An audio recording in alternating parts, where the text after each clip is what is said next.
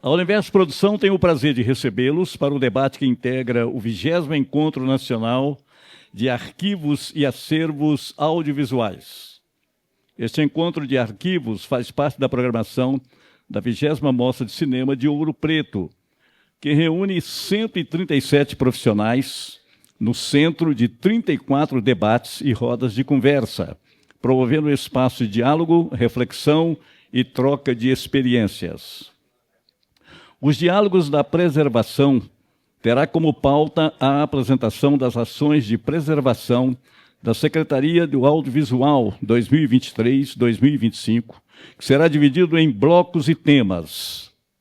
O bloco 1 será apresentado o Programa de Preservação do Audiovisual Brasileiro pela Jéssica Paulino, Coordenadora-Geral de Políticas para a Preservação Audiovisual do SAV-MINC Distrito Federal. No bloco 2 serão apresentadas ações formativas na preservação audiovisual, que conta com 3 temas. O tema 1, Encontros Temáticos de Preservação, que será apresentado pelo Mauro Domingues, chefe de divisão do SAV-MINC. Tema 2, Intercâmbio de Profissionais, por Rodrigo Arcângelo, coordenador de pesquisa e catalogação da Cinemateca Brasileira de São Paulo. O tema 3, Curso de Preservação Audiovisual, direcionado para qualificação profissional, parceria do SAV e FRJ, será apresentado pela Milena Evangelista, diretora de Formação e Inovação Audiovisual do SAV-MINC. Nós convidamos para compor esta mesa o mediador, o José Quental, curador da temática Preservação, que é do Rio de Janeiro.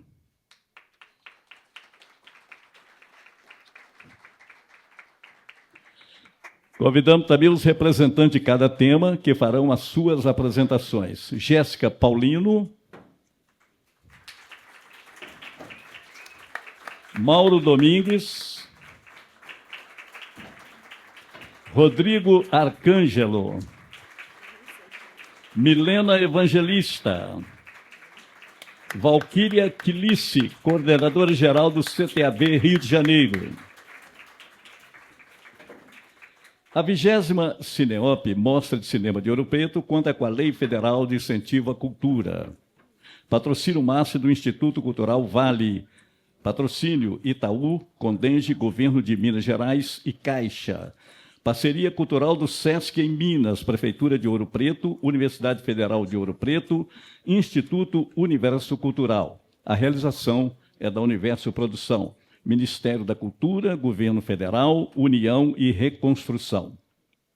Informamos que esta roda de conversa conta com acessibilidade em Libras, reafirmando o compromisso da mostra com a inclusão e a democratização do acesso à cultura.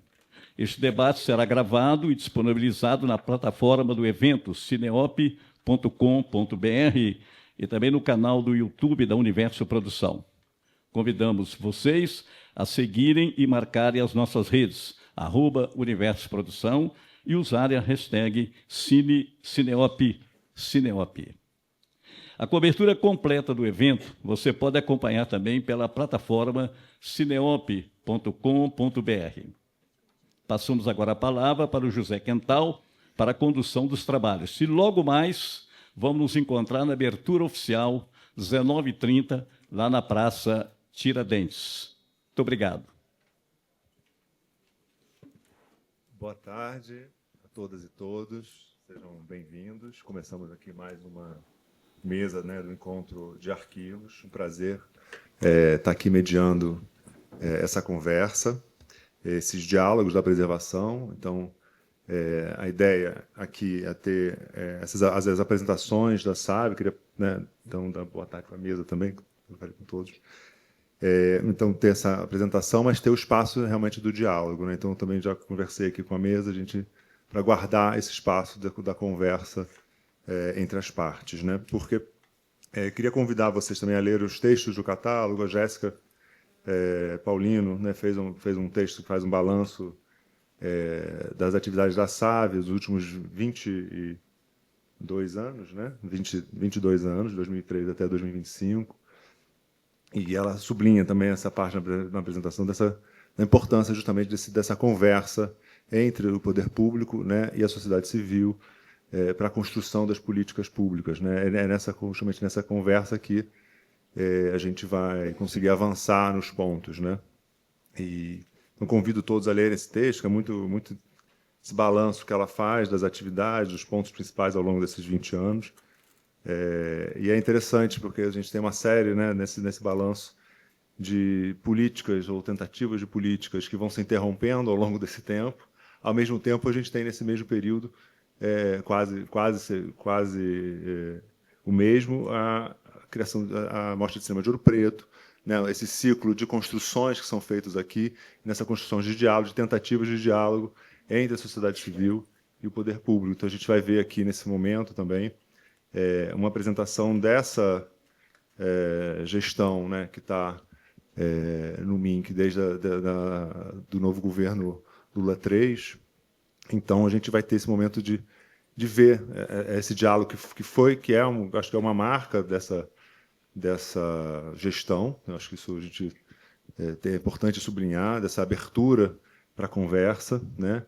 Mas esses espaços públicos, esses espaços de apresentação e de avaliação, acho que são importantes e são momentos em que a gente espera muito, né? Todos temos expectativas desse momento, de ver, escutar e fazer esse balanço juntos para ver para onde a gente pode avançar mais, para onde a gente deve seguir, né? E fazer esse balanço. Então, eu queria agradecer muito a presença de todos. A gente vai ter uma mesa certamente muito rica. E vou passar a palavra já para a Jéssica, mas antes tem um vídeo, né, da Dani, né, da Dani Fernandes, diretora de preservação da SAV, que não pôde não estar aqui com a gente aqui nessa Cineop, mas ela mandou um vídeo para a gente assistir. Obrigado, gente. Oi, gente, boa tarde. Queria aí saudar essa 20ª edição do Cineop. Uma alegria sempre para a Diretoria de Preservação e Difusão da Secretaria do Audiovisual de estar presente nesse evento tão significativo, relevante, efetivo, contínuo, que é o Cineop, para o nosso cenário da preservação, para os nossos debates, para os avanços das políticas, para o nosso fazer, né? E para o impulsionamento através das sugestões da sociedade para esse trabalho em conjunto da construção da política pública, assim, uma alegria enorme. Esse ano a SAV está aí representada com várias colegas muito importantes para nós. A Jéssica Paulino, que vocês já conhecem, está aí nos representando, a secretária Joelma vai chegar, a Lina, Távora está aí da nossa diretoria também, a Ana Paula Silvestre, da outra diretoria de formação e inovação, a diretora Milena Evangelista, os colegas do CTAV. Então, para nós, uma alegria e um importante momento para os debates, né, sobre preservação, também sobre cinema e educação, sobre história. Agradecer a Raquel por ser essa pessoa que dá continuidade, que tem um trabalho muito sério e relevante. Meu amigo Quintino, um abraço. Tô mandando esse vídeo porque tô sofrendo, que não tô aí esse ano, e dizer que essa mesa, essa atividade que a Jéssica vai fazer a apresentação da evolução desse trabalho, né, dos nossos 2 últimos anos, mas principalmente de apresentar aí a estrutura do que a gente propôs como programa, que vai se materializar em um documento formal no Diário Oficial, que está em tramitação aqui no nosso Ministério, e de vocês poderem conhecer a evolução do trabalho que foi feito com a consultoria da Fernanda Coelho, que nós apresentamos no ano passado. Então, temos avanços aí de materialização desse trabalho como política pública de governo e continuidade desse trabalho para a gente deixar aí como documento formal, documento oficial e poder dar continuidade a políticas efetivas aí em conjunto com os agentes dos estados e dos municípios, não só com a sociedade civil, mas com as instituições, né, que vão compor essa estrutura dessa rede. E aí eu não vou dar spoiler também, porque a Jéssica vai fazer essa apresentação, porque o programa não é apenas para a rede, mas ele tem um conjunto de ações, né? E a gente também vai fazer a apresentação posteriormente sobre as ações formativas que estão estruturadas para esse ano. Algumas são retomadas, outras são ações novas. A gente espera muito o engajamento e a participação dos agentes do campo da preservação nessas atividades que a gente vai apresentar para vocês, que são diversas, querem atingir a diferentes públicos já catequizados aí, públicos já que a gente já levou a palavra, como diz a Débora Butrucci, mas para públicos também que estejam iniciando neste campo da preservação audiovisual. A gente vai disponibilizar aí um conjunto de atividades com diferentes perfis. Então, gente, desejar que seja um ótimo encontro, que seja de proposições, de debates, de discordâncias e convergências, como a gente vem construindo essa política pública. Dizer que a preservação é um dos campos que nos traz a alegria de trabalhar.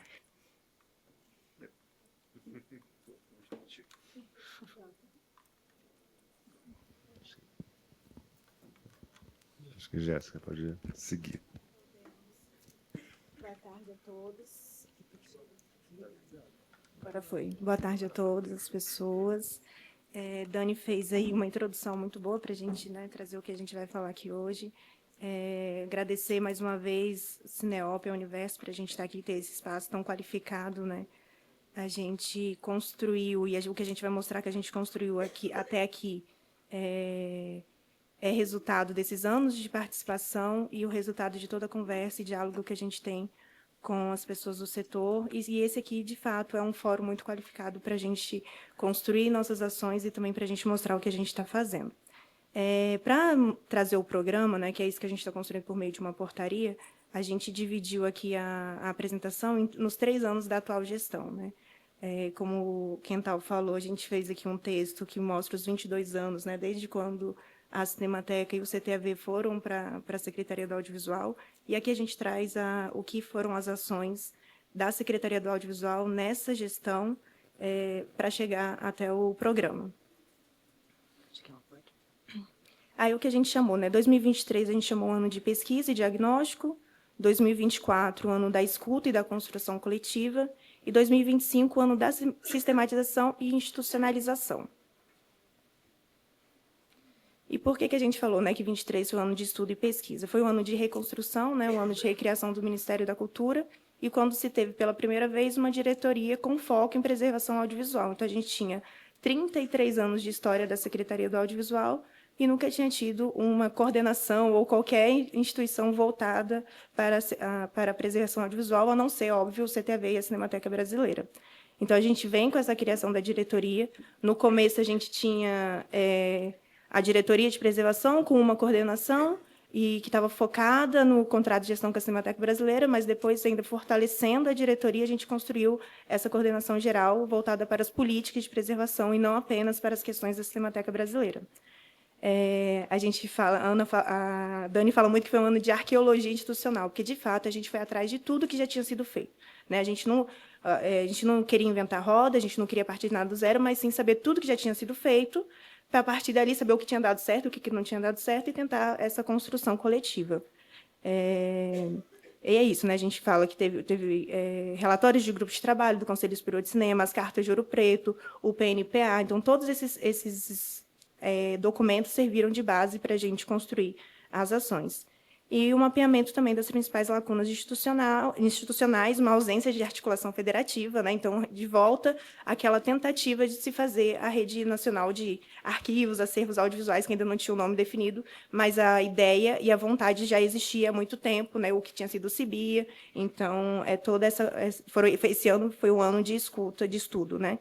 E 2024 a gente chamou ano de escuta social e construção coletiva. Então, foi instaurado o grupo de trabalho que tinha as instituições de patrimônio do Ministério da Cultura. Esse grupo de trabalho trouxe diversas resoluções, né? Bebeu também no PNPA, em todos os artigos de várias pessoas que estão aqui, né? A gente focou nesses documentos para poder construir essas recomendações que a gente apresentou aqui ano passado. Dentre essas recomendações, estava-se a ideia de construir um programa, de ter um normativo para a preservação audiovisual, e é isso que a gente vem mostrar aqui, né? Então, participação de vários fóruns, né? Realmente foi um ano de participação, de escuta. A gente tem aqui esse NEOP, Fórum dos MIS, Fórum Nacional de Museus, e a contratação da consultoria especializada, que a gente mostrou os resultados aqui ano passado, que foi Fernanda Coelho, que foi contratada, que ela fez o diagnóstico preliminar das instituições. A gente optou por MIS e cinematecas, né, porque a gente já tinha um fórum dos MIS, cinematecas, porque a gente tinha essas instituições na Secretaria do Audiovisual, ligada diretamente à Secretaria do Audiovisual, e o modelo, né? Então, foi, de fato, um recorte, né, da Secretaria. Não quer dizer que as demais instituições não estarão no mapeamento, não estarão na rede. Foi apenas uma escolha naquele momento. E esse diagnóstico da Fernanda, além do diagnóstico, ela fez a proposta de governança da rede, e também o manual de referência de condições técnicas e infraestrutura, que esse manual está pronto, mas ele ainda não está publicado, mas a gente vai publicar nos próximos momentos. Estamos aguardando a Ascom. E aí, 2025, vem a sistematização e institucionalização. Então, tudo isso que a gente fez resultou numa portaria que está pronta, que vai ser publicada provavelmente segunda-feira, e o que traz essa portaria? Ela cria o Programa de Preservação do Audiovisual Brasileiro, que inclui o Inventário Nacional de Bens Culturais Audiovisuais e a estruturação da Rede Nacional de Arquivos Audiovisuais. Hoje, eu vou trazer aqui o programa, de uma forma geral. Não vou entrar de maneira minuciosa na rede, porque a rede, amanhã a gente tem uma mesa para falar da rede, de toda a estrutura da rede. Então, hoje a gente vai focar no programa, no geral, e falar o que é o inventário. Então, o programa ele é destinado à preservação das obras individuais e dos acervos pertencentes ou a virem pertencer ao conjunto de bens culturais audiovisuais que possam ser reconhecidos como patrimônios audiovisuais brasileiros, que é essa nossa tentativa, é a patrimonialização do audiovisual. Por muito tempo a gente se fala que o audiovisual é patrimônio, mas a gente não tem isso em nenhum normativo, né? Então, tanto que os nossos estudos e o nosso grupo de trabalho foi com o IFAM, com o IBRAM, principalmente o IFAM, que é onde tem o instrumento para tombamento. Então, o caminho é esse, é tornar patrimônio os acervos audiovisuais. E quais são os objetivos desse programa? Implementar a Rede Nacional de Arquivos Audiovisuais, que a estrutura dela é composta por um Conselho Consultivo de Memória, Patrimônio e Preservação, câmaras técnicas temáticas e redes regionais, que é só um spoiler. Ele dispõe sobre o Inventário Nacional de Bens Culturais Audiovisuais e indica os instrumentos de identificação e seleção, que são esses instrumentos de patrimonialização. Então, vai falar do tombamento, vai falar da declaração de interesse público. Então, a gente só indica quais são os caminhos para poder tornar o audiovisual, o acervo, patrimônio. E também a gente traz os critérios técnicos para o depósito legal na Cinemateca Brasileira, porque, apesar de ter os critérios na instrução normativa da Lei Rouanet, você não tem, por exemplo, na Ancine, um normativo técnico que diz quais são os critérios para o depósito legal. Então, a gente tem várias questões, né? Tem o Rodrigo aqui, né? A gente tem várias questões para definir esses critérios. Às vezes tem depósito legal que é recusado, porque nós temos os critérios técnicos dos normativos, e agora a gente traz isso que a Cinemateca fez, colocando também os critérios ali públicos para o depósito na Cinemateca e para que sirva também de modelo para as demais instituições que forem fazer depósito legal. As diretrizes do programa. Deixa claro que muitas dessas diretrizes a gente trouxe do modelo de governança que a Fernanda propôs, né? Então, descentralizar as políticas voltadas para as instituições de preservação do patrimônio audiovisual no âmbito de suas atribuições, reconhecer e valorizar as obras individuais e os acervos de bens culturais audiovisuais de grupos sociais historicamente invisibilizados, a gente também trouxe essa definição de bens culturais audiovisuais para se assemelhar àquilo que o IFAM fala dos bens culturais. Então, como a gente quer, de fato, essa patrimonialização, a gente também trouxe esse nome de bens culturais audiovisuais. Promover a presença de especialistas em preservação nas instâncias de formulação e implementação de políticas públicas e reconhecer a preservação audiovisual como um valor estratégico na afirmação da identidade da nação. E a outra diretriz é difundir a diversidade do patrimônio audiovisual brasileiro no território nacional e internacional. E aí o inventário. O que é esse inventário? O inventário ele vem na portaria, mas ele não está instituído. Né? A gente cria o inventário, mas ele vai ter uma instrução normativa própria depois na construção, no âmbito do Conselho da Rede. Constituirá um sistema de identificação, registro e mapeamento nacional de obras individuais e acervos audiovisuais com reconhecido valor histórico, artístico e etnográfico à formação da cultura. Ampliará as informações que compõem as filmografias existentes em instituições como cinematecas e arquivos audiovisuais públicos, instituições públicas e privadas de ensino, acervos e instituições privadas brasileiras. A gente vai trazer aquilo que já existe. Então, a gente já tem filmografias prontas. Então, para criar esse inventário, a gente vai contar com o que já tem nas instituições e tentar criar um único inventário, que é esse Inventário Nacional dos Bens Audiovisuais. A seleção dos bens audiovisuais será realizada de forma participativa, a partir de indicação das instituições privadas e da sociedade civil, com posterior consulta ao Conselho Consultivo de Memória, Patrimônio e Preservação, que é essa instância da rede. E, por último, o inventário será regulamentado por instrução normativa, com prazo de 120 dias, que é o que eu havia comentado. Eu estou indo um pouquinho acelerada, porque a gente tem um tempo e uma mesa muito grande. Tudo isso vai estar no normativo, né, que vai ser publicado segunda-feira. Amanhã a gente tem uma outra mesa que a gente vai trazer a rede detalhadamente, e a gente ainda tem um terceiro momento para ainda discutir as questões da rede. E a gente quer fazer isso um pouquinho mais acelerado, porque a gente quer dar o tempo para, né, para participação. E aí, eu já estou chegando no final aqui.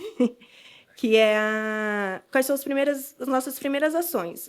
O que a gente tem feito, mesmo antes do programa estar instituído pelo normativo, a gente já tem feito um mapeamento das instituições. A gente partiu do que Fernanda fez, do questionário que ela havia feito, a gente ampliou esse questionário, ficou um questionário bem grande, de mais de 100 questões. O pessoal do MIS aqui balançando a cabeça, né, nesse tema. Realmente com um questionário bem extenso, mas que traz para a gente um pouco da realidade das instituições das diversas regiões do país. E a gente tem ido presencialmente nessas instituições, né, que ainda dá um outro caráter, né, Mauro? Então, mesmo antes de instituir a rede, a gente já começou esse mapeamento para a gente poder fazer as nossas ações. Então, é isso nas visitas técnicas e diagnóstico e as ações formativas, né? Que é o que vai ser apresentado aqui, que são os encontros temáticos virtuais, que é algo que Mauro vai falar, o programa de imersão na Cinemateca Brasileira e o curso de preservação do audiovisual do CTAV, que os dois primeiros são ações voltadas diretamente para a rede, então elas vão ser ofertadas para as instituições da Rede Nacional de Arquivos Audiovisuais. A terceira, que é a ação do CTAV, ela é mais ampla, mas ela entra no escopo das ações de preservação, de formação na área de preservação, que a gente tem feito num conjunto da Secretaria do Audiovisual. E é isso, gente. Foi um pouquinho rápido, mas eu acho que eu fiz os meus 10 minutos autorizados. Super. Obrigado. Vamos seguir assim a mesa para a gente realmente ter o tempo de conversa, que eu acho que vai ser super, super importante, né? Acho que Jéssica, né, na fala dela, a gente vai ver isso também, apresentou toda essa base que usa, né, para a construção desse programa, né, os documentos, o que foi trabalhado na Cineop, os encontros, tudo isso é super importante, sobretudo quando a gente vê esse histórico, né, de ações que não se concretizam, que são abortadas ou por mil motivos, mas acho que a gente pode falar talvez o principal justamente pela essa falta de diálogo, acho que essa falta de conversa com o setor, de vir uma proposta que acho que às vezes não encontra um terreno real, ou fértil, ou uma conversa, né, aberto para essa progressão, que eu acho que a gente espera que vai acontecer. Vou passar já então a palavra para passar esse segundo bloco, né, das ações formativas. Então, passando já a palavra para o Mauro Domingos. Obrigado, Mauro. Boa tarde. Queria agradecer essa oportunidade, parabenizar o Universo pelos 20 anos de Cineop, que acho que também é parabenizar todos nós, né, que temos vindo aqui nesses 20 anos, que é um espaço extraordinário, né, agradecer a curadoria. Como a Jéssica explicou, a partir da consultoria feita pela Fernanda Poelho e de uma análise muito detalhada de todas as respostas, a gente começou a perceber claramente que era uma coisa que todos nós já sabíamos, há uma disparidade muito grande entre as instituições que formam a rede. Nós temos instituições que estão muito mais bem estruturadas e outras que estão a caminho dessa estruturação. Uma das questões que nos pareceu muito importante foi a falta do entendimento de alguns que a gente chamou de grandes temas da área de preservação. Então, a ideia é apresentar a este grupo, a estas instituições que formam a rede, o que, na verdade, realmente são esses grandes temas e a importância deles para a preservação dos acervos, para o acesso e difusão dos acervos, principalmente. Então, a ideia é apresentar seminários virtuais, mensais. A gente vai começar agora em julho, então, a cada mês, nós vamos ter um seminário virtual desse, aberto a todas as instituições da rede, ou seja, para todos os servidores, todos os funcionários, é uma coisa aberta, com alguns especialistas nesses temas. Então, são temas pertinentes à preservação, ao processamento técnico, ao acesso e a direitos autorais e patrimoniais de acervos audiovisuais brasileiros e correlatos. É muito comum nessas visitas a gente chegar numa instituição e encontrar aí o colega e falar assim, olha, tem esse acervo aqui, mas ele não pertence à instituição, a gente não pode fazer nada, tem que pedir autorização. E, às vezes, existem dúvidas se pode usar ou não. Então, a gente foi construindo esses encontros a partir dessas demandas, dessas carências que a gente foi percebendo. Tá? Então, uma coisa que é muito importante, que esse ano está voltando, assim, ele está não só aqui no Brasil, mas no mundo todo. Quem trabalha com a área de acervos documentais, seja ele qual for, está muito preocupado com as mudanças climáticas, né? A gente teve, em período de 1 ano, a gente teve uma nova enchente no Rio Grande do Sul. A enchente do ano passado provocou um desastre em diversas instituições arquivísticas, né? Então, assim, isso é uma coisa preocupante, né? A perspectiva é que daqui a 50 anos a temperatura esteja muito mais alta. No Rio de Janeiro, em maio, nós tivemos uma umidade média de 20%, o que é uma coisa rara, né? Então, assim, isso está mudando. Então, isso vai atingir. Então, a ideia é ter um grande seminário com 2 especialistas nessa área da meteorologia. Então, nós já temos acertados, confirmado para julho, tá? Então, é o professor Saulo Gucci, da Federal de Santa Catarina, e o Antônio Carlos Oliveira, que é museólogo com mestrado na área de meteorologia, e ambos trabalham nessa questão. Então, tem uma pequena ementa, um pequeno currículo dessas pessoas. A ideia é também replicar um pouco dentro da rede a experiência de algumas instituições de arquivo, principalmente a gente usou como referência o Arquivo Nacional, né, que já avançou bastante nessa questão da meteorologia, a Biblioteca Nacional também, que já avançou bastante nessa questão, e a Fundação Oswaldo Cruz, né? Então, são experiências que já deram certo nessas instituições e que a gente quer apresentar para a rede. A questão da preservação digital, que é uma coisa que, nas visitas que a gente vem fazendo, todo mundo fala em preservação digital. Então, nós temos 2 experiências muito interessantes no Brasil, que é uma do Arquivo Nacional e a outra da Fundação Oswaldo Cruz também. Então, a ideia é apresentar a experiência de 2 profissionais, o Alex Holanda, que é o atual secretário do Conselho Nacional de Arquivos, e um especialista em preservação digital, e o Marco Dré, preservador audiovisual, também um especialista em preservação digital, e participa do trabalho feito na Fundação Oswaldo Cruz. Então, a ideia é trazer profissionais para apresentar esse tema, que a gente considera um dos grandes temas, a essa comunidade da rede que está se formando, né? Outra questão, repositórios e bases de dados, outro problema também que a gente identifica em todos os arquivos, em todas as instituições que nós vamos, todo mundo fala em base de dados. A gente não tem base de dados, a nossa base de dados é de fonte aberta, a nossa base de dados é uma base proprietária. Então, algumas instituições já vêm estudando também essa questão há muitos anos e, assim, eu acho que podem apresentar um cenário muito mais claro do que das dificuldades que essa rede vai ter.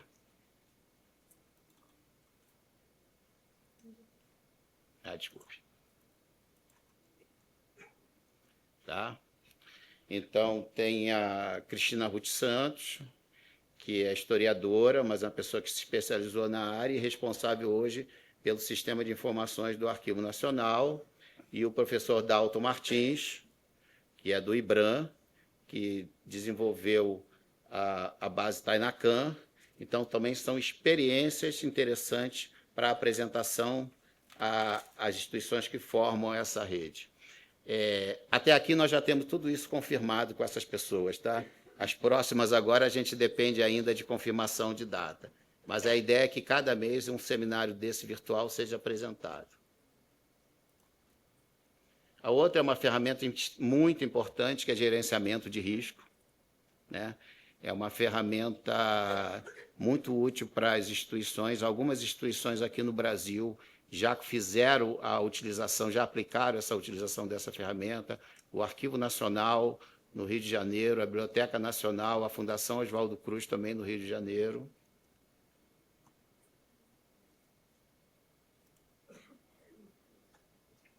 E a ideia é com um brasileiro que está atualmente vivendo em Roma, mineiro, que é o José Luiz Pedersoli, que ele é gerente do ICRON, né?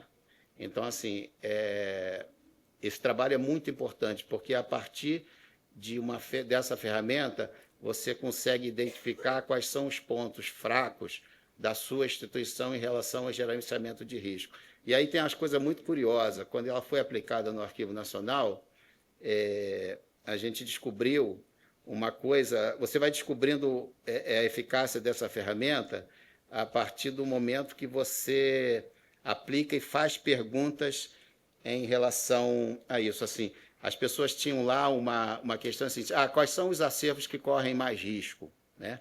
Geralmente, o acervo que corre mais risco não é o que as pessoas acham mais importante.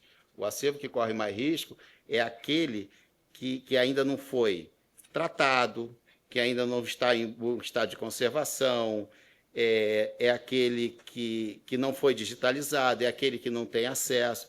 Então, os historiadores, principalmente, falam assim, não, mas os acervos do período colonial eles são muito mais importantes, mas eles já estão microfilmados, digitalizados, disponíveis em base de dados. Então, assim, às vezes, essas perguntas elas vão direcionando a equipe para tomar as medidas. Uma coisa que nós fizemos na época, eu estava no Arquivo Nacional, acho que, não sei se as pessoas aqui conhecem o Arquivo Nacional, né? Ele ocupa um espaço muito grande ali.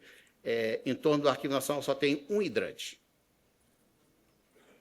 Né? Em caso de incêndio, isso é uma coisa muito grave, né? Então, assim, são essas perguntas que essa ferramenta faz, e isso é muito, muito interessante. E aí você consegue, às vezes, solucionar um problema com baixo custo, né? Então, assim, o Zé Luiz é um especialista, ele é do ICRON, né, que é o Centro Internacional de Estudos para a Conservação e Restauro de Bens Culturais, que tem sede na Itália, é um brasileiro, mineiro. Então, já fizemos o contato. Esse aqui nós ainda não temos a data, mas a ideia é que ele apresente essa ferramenta para que as instituições possam entender um pouco melhor realmente o que é que significa gerenciamento de risco.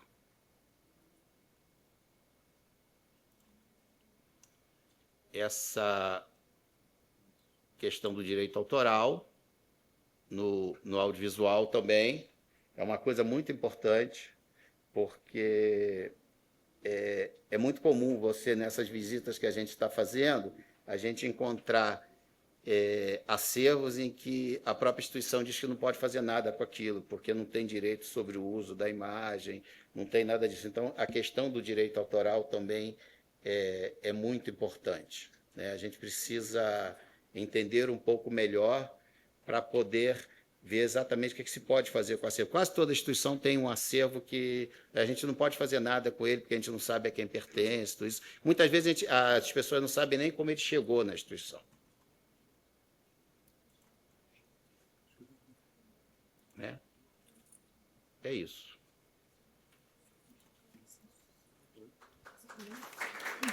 Então, foi o primeiro. A ideia, a gente primeiro partiu desses temas, só 2 minutos. A ideia, a gente partiu desses grandes temas, né? Então, a ideia é tentar fazer um seminário desse mensal, aberto para todos, né?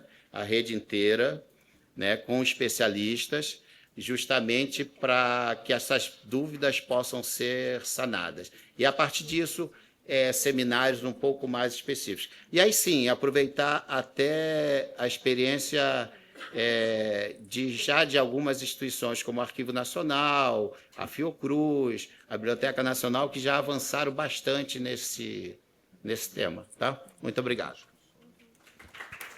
Obrigado, Mauro. Vamos seguir já. Muito importante todo esse levantamento, né? Formação e todos esses levantamentos são fundamentais para até para a realização dessa proposta de inventário, por exemplo, né? Para a construção de inventário sem identificação do que você tem vai ser um pouco complexo. Eu vou passar já a palavra, então, para o Rodrigo Arcângelo, Cinemateca Brasileira, falando do intercâmbio de profissionais. Obrigado, Rodrigo. Olá, acho que está todo mundo me ouvindo, né?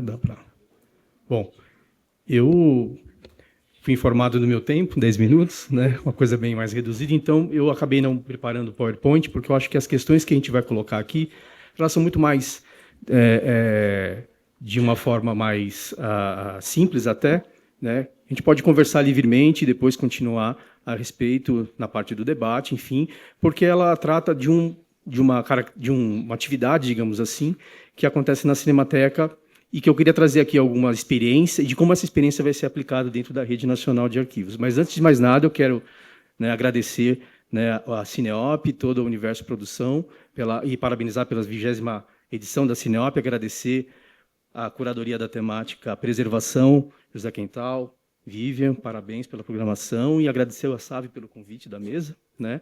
E, então, tocando aqui, vamos falar um pouco dessa experiência que na Cinemateca já vem acontecendo desde a retomada em 2022 e, sobretudo, também agora na gestão da Secretaria do Audiovisual sob o Ministério do governo Lula III, né? A Cinemateca ela tem já uma atividade de visitação técnica, né? Mas qual é o conceito dessa visitação técnica que ocorre na Cinemateca, né?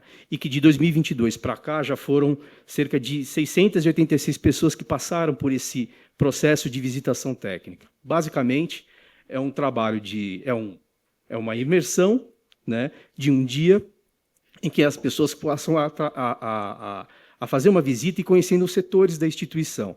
Não é uma visitação educativa, é uma visitação técnica porque ela está atendendo pessoas interessadas, profissionais, pessoas de outras instituições que já passaram e fizeram o entendimento que é o seguinte: vai conhecer a Cinemateca e passa pelos seus setores. Os seus setores, começando geralmente pelo setor de difusão de filmes e passando pelo setor de documentação, conhecer como é que são os trabalhos de, por exemplo, essa fonte que alimenta a base da filmografia brasileira, que é uma base que existe na Cinemateca há mais de 20 anos, todo mundo conhece, enfim, como é que esse trabalho é desenvolvido, como o trabalho de pesquisa e catalogação é desenvolvido, mas como é que ele é desenvolvido se conectando com o trabalho de preservação dos papéis, do Laboratório de Restauro de Papel da Cinemateca Brasileira. Como é que as fontes que nos servem, elas vêm desse setor preparadas e também passam por um outro setor do Centro de Documentação e Pesquisa, que é o setor de processamento de arquivos pessoais e institucionais.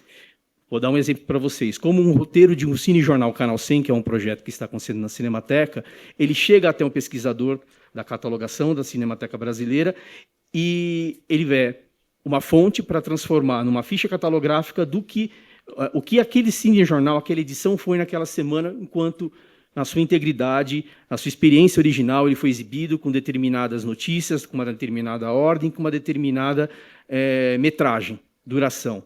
Toda essa catalogação analítica que é feita, a pesquisa, a indexação, isso vai depois servir para um trabalho que vai seguir adiante no setor de preservação e conservação de filmes e que vai ser explicado para essa visita técnica, né? As pessoas acompanham esse trabalho e percebem que lá, ao lidar com a lata e com os fragmentos do canal 100, só é possível remontar e tentar chegar a uma edição original, tal qual ela foi exibida, seguindo o trabalho que foi feito anteriormente no Centro de Documentação e Pesquisa, com a catalogação analítica do seu conteúdo, né, e com a sua indexação.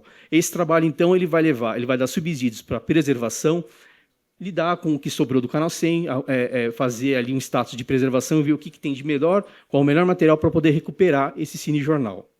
Esse material, depois recuperado, segue para o laboratório para fazer o processamento técnico, e a visita técnica acompanha todo esse trabalho e percebe como é que são feitos esses trâmites, esses fluxos, essas conexões entre os setores, e no laboratório esse material é restaurado, né, recuperado na medida do que for possível, e nessa recuperação são explicados os processos, né, de digitalização, os processos de duplicação fotoquímica, quando é o caso. E esse material, uma vez recuperado, ele volta para a equipe de pesquisadores para entender se esse material recuperado ele de fato representa, dentro do que foi possível, né, o máximo da experiência original desse material, e, uma vez esse material completar esse percurso, ele vai ser publicado no site do Banco de Conteúdos Culturais da Cinemateca, e, enfim, dá o acesso que configura, de fato, a preservação do material com o acesso desse documento, desse registro. Bom, tudo isso para dizer que, nessa experiência de visita técnica, a gente vai estar replicando, na verdade, transformando isso dentro do programa de imersão técnica na Cinemateca Brasileira. Eu costumo lembrar aqui de algumas visitas que mais marcaram, né, na Cinemateca Brasileira recentemente. Por exemplo, nós temos a professora que mediu a mesa aqui na parte da manhã, a professora Daniela Giovanna. Ela foi recentemente, acho que foi esse mês ainda, né, no comecinho desse mês, né, com a sua turma, né, no curso de preservação audiovisual na Universidade Federal do Mato Grosso do Sul, e fizeram uma imersão de um dia inteiro na Cinemateca Brasileira, esses alunos. E nessa turma de alunos, tem 2 alunas que trabalham, acho que elas são estagiárias ou trabalham efetivas, de fato, no Museu da Imagem e do Som, né, de Mato Grosso do Sul, né? Então, para elas, né, foi uma experiência que, de fato, serviu para pensar uma série de questões. Por que eu estou dizendo isso? Porque, no final, eu acho que eu quero colocar o que essa imersão técnica vai propor para esse tipo de experiência. A imersão técnica, enfim, pensada e reformulada dentro das metas do contrato de gestão da Cinemateca Brasileira, no indicador 18. Bom, para quem não sabe, o contrato de gestão tem uma série de indicadores e metas que precisam ser cumpridas anualmente, né? E uma das metas que foram reformuladas recentemente, agora em 2025, foi justamente o indicador 18, que dentro desse indicador tem uma meta dessas visitas, na verdade, dessas experiências que são as imersões dentro da Cinemateca Brasileira, e essa imersão ela vai acontecer no seguinte formato, né, de uma imersão que vai durar 30 horas, né, uma turma de 5 vagas a princípio, 5 vagas, né, Jéssica? Por setor, né, e não vai ser uma visita técnica propriamente, ela vai ser uma imersão focada no que o acervo precisa, né? Não adianta nada, por exemplo, vamos pegar aqui ainda o exemplo do Museu da Imagem e do Som, do Mato Grosso do Sul, né? Você fazer com que essas pessoas passem uma imersão técnica, uma imersão de tantas horas dentro de um laboratório, aprendendo todas as técnicas de digitalização, né, os protocolos, enfim, todos os processamentos que são possíveis, que se eles não vão de fato aplicar isso no seu acervo, né? Talvez seja uma questão, né, no caso, de passar mais tempo na documentação, aprendendo como se catalogar catalogar a entidade obra dentro do seu acervo e catalogar os materiais que representam essas obras dentro do acervo. Então, será uma coisa muito mais focada nas necessidades que cada acervo precisa, né, dentro dessa imersão técnica. Elas não vão ser concomitantes. A pessoa vai para fazer essa experiência de imersão dentro do setor específico que ela precisa. Então, essa é a meta, é a proposta, na verdade, de fazer essa imersão técnica. Por que eu estou dizendo isso? E eu cito o exemplo do Mato Grosso do Sul. A Cinemateca ela restaurou, né, isso já há muito tempo, em 2007, no programa de restauro 2007 da Cinemateca, né, uma série de cinejornais de Aquidauana, né, que é uma cidade do Mato Grosso do Sul. A Cinemateca, à época, né, e chegou a revisitar depois essa catalogação, mas com as ferramentas da época, fez uma catalogação básica, esses materiais se encontram catalogados na base Filmografia Brasileira, né, são cerca de 40, 30 e poucos cinejornais de Aquidauana, e que ali eles registram quase 3 décadas da cidade de Aquidauana, né. A Cinemateca, eu acho que ela cumpriu o seu papel, de uma certa forma, pavimentou o espaço com essa catalogação desse material, mas quem tem que seguir com isso adiante não é mais a Cinemateca. São elas, são essas duas estagiárias ou funcionárias, desculpa, Daniela, eu não me lembro se elas são estagiárias ou funcionárias, mas, enfim, que estão no Museu de Imagem do Som do Mato Grosso do Sul, são elas que têm que catalogar isso. São elas que têm que ter recursos, que têm que passar por uma experiência e que têm que ter condições de tocar adiante as suas filmografias regionais. Eu acho que agora o ponto é fazer com que, nesse planejamento que está sendo feito, né, as pessoas possam tocar as suas pesquisas locais, as suas filmografias regionais e seguir adiante nesse trabalho. Tem um pé na Cinemateca, mas não é só da Cinemateca. Essa capilaridade ela precisa ser, de fato, atendida. Eu acho que esse programa, essa imersão na Cinemateca, vai, de uma certa forma não, eu acho que, com toda certeza, municiar as pessoas que precisam de ter alguma experiência, de como, inclusive, vencer obstáculos. A Cinemateca ela tem muita experiência nisso, né? De como vencer dificuldades. Então, eu acho que, só para fechar a minha apresentação, porque por uma questão de tempo, né, eu não trouxe nenhuma apresentação em PowerPoint, pensei em fazer algo muito mais rápido nesse sentido, mas acho que é isso. Eu acho que a Cinemateca vê com muito bons olhos mesmo, assim, está bastante empolgada para começar a fazer esse trabalho junto à Secretaria do Audiovisual. Enfim, então vamos lá. Acho que vai dar tudo certo e, mais uma vez, agradeço aí a participação aqui na 20º Cineop. Obrigado, Rodrigo. Agradecer já aos 3 de novo que estão se atendo super bem ao tempo. Para a gente seguir. É importante. Acho que vão ter várias questões aí para a gente conversar. Só faria um comentário. É super importante também a visão geral, né, dentro da instituição, né? Eu tive na Cinemateca Brasileira no Cibia. Eu ia mencionar o Cibia, né? Por causa do tempo que eu resolvi deixar de fora. Mas foi super importante, né, de ficar o tempo que você fica, você estava também nesse panorama das instituições, né? Então, já passando a palavra para a Milena e para a Valquíria, já vou passar para as duas de uma vez. Vão dividir o tema, né? Vão apresentar juntas. Então, obrigado, gente. Palavras. Obrigada, gente. Boa tarde a todas as pessoas. Muito feliz de estar nessa mesa. A gente vai subverter um pouco aqui a ordem. Vou dividir a fala com Valquíria, que é a nossa coordenadora geral do CTAV. Bom, eu estou na Diretoria de Formação e Inovação da SAV, né, que dialoga diretamente com a perspectiva da formação. Queria saudar muito a Universo e a produção dessa mostra, né? Tratar os temas da preservação, história e educação é extremamente importante no momento que a gente vive, principalmente. Então, muito feliz de estar aqui com vocês. É minha primeira vez no festival e estou bem animada. Eu queria começar minha fala, né, antes de passar para a Valquíria, falar um pouco mais do CTAV, saudando meu conterrâneo Lula Cardoso Aires Filho. Né, o Rodrigo falou sobre a questão de vencer obstáculos. Lula é uma pessoa, né, a gente é de Pernambuco, então Lula é uma das pessoas que fala em preservação audiovisual há mais de 20, 30 anos. 40 anos, olha aí, 43 anos, e aí, assim, olhando para Lula aqui nesse momento e vendo a apresentação, né, da rede, a gente reforça a importância que é ter essa política, esse pensamento de política federativa, né, política nacional. Eu acho que é importante a gente conseguir refletir e encontrar essas trocas, né, possibilitar essas trocas. O processo da imersão técnica na Cinemateca é extremamente interessante, importante nesse momento que a gente vive, e reforçar esse ponto de que a gente está na SAB o tempo todo, né, no Ministério da Cultura, sob a coordenação da ministra Margarete, pensando as políticas de forma federativa, né, de forma nacional, e como a gente faz essa aproximação com os entes subnacionais, né, os estados, os municípios, e como é importante essa reflexão também estar desdobrada aqui na preservação, né. Eu queria dar um pouco de sequência por conta do tempo que a gente tem aqui para falar, né. A gente está na Diretoria de Formação e Inovação, junto com o CTAV, que é o Centro Técnico Audiovisual, implementando uma parceria com o IFRJ, né, que é a Universidade Federal do Rio de Janeiro. A gente tem um servidor cedido lá, que é Felipe, que está aqui também, junto com a equipe do CTAV, que tem sido muito importante para a gente nesse momento, porque o CTAV esse ano faz 40 anos, né?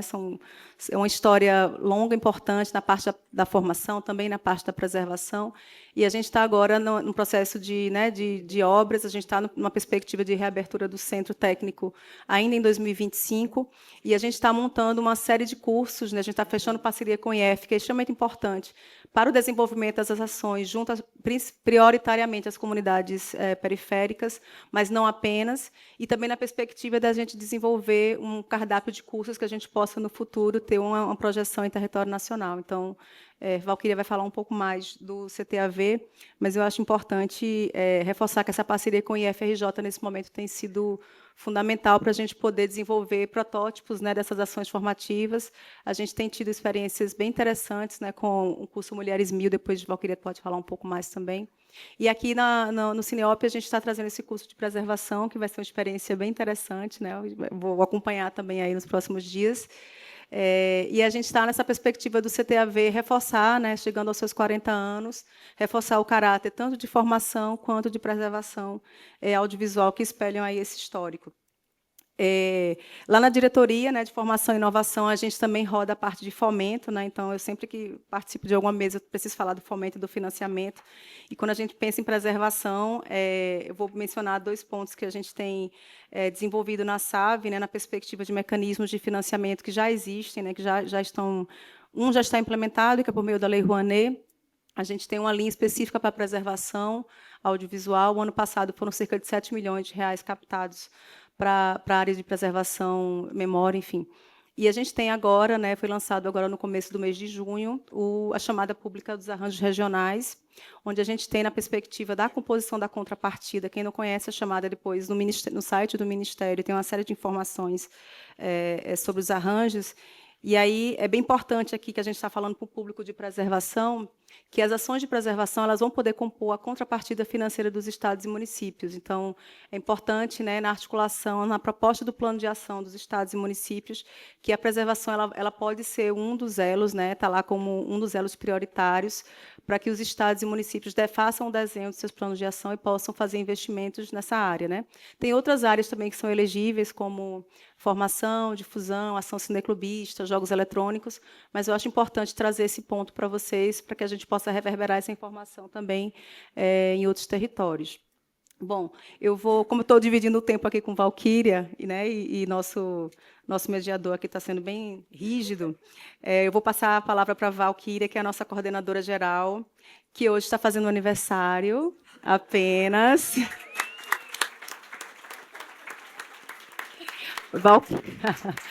Valquíria, que é canceriana, né? Então, assim, a proteção e cuidado de câncer estão fortes e firmes com ela no CTAV. Então, Valquíria, a palavra é sua agora. Gente, eu odeio aniversários. Fui exposta publicamente. Ai, peraí, deixa eu tentar me organizar aqui um pouco. Então, a gente veio falar um pouquinho sobre essa parte de políticas públicas de informação. Desde que a gente iniciou a gestão, né, com esse terceiro governo do Lula, a gente está redefinindo novas metodologias dentro do CTAV.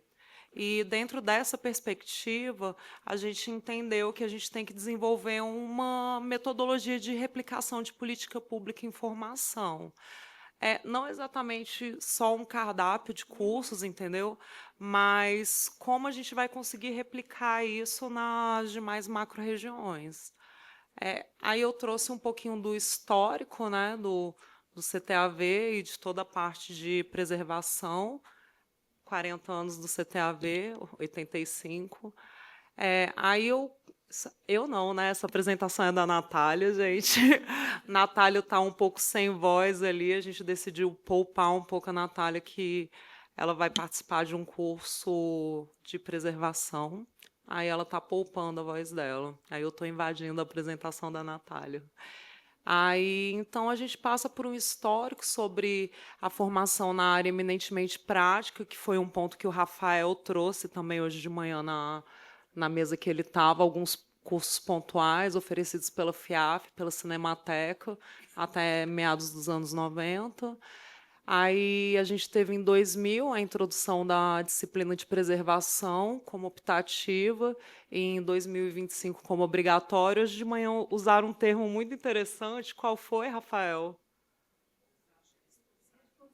Obrigatória não, responsável, gostei. Aí, em 2008, teve a criação da BPA. Aí, em 2013, teve a inauguração do depósito de materiais, né, que é um prédio fantástico criado para recepção de acervo. Ele foi totalmente planejado para acervo. A gente tem uma climatização muito bem monitorada pelos nossos técnicos, que muitos vieram da UF, inclusive. Em 2016, primeira versão do PNPA, 2023, segunda versão, e esse ano o primeiro encontro da rede. Eu sempre confundo, é Rede Nacional de Arquivos Audiovisuais. Aí a gente vem com um pequeno diagnóstico, gente, que eu acho que todos já estão bem cientes dele, né? Que é a ausência de políticas públicas voltadas para a área de preservação audiovisual. É uma reclamação, eu acho que em todos os encontros é uma coisa que é muito perceptível. A ausência de reconhecimento pelo Estado e pela sociedade do patrimônio audiovisual como integrante do patrimônio histórico e cultural do Brasil e da preservação audiovisual como elo fundamental da cadeia produtiva audiovisual. As pessoas tendem a não reconhecer, né, a preservação dentro do ecossistema. Então, passando, necessidade de uma criação de infraestrutura de preservação digital no Brasil. O CTAV está com uma parceria muito bacana com o Marco Dré.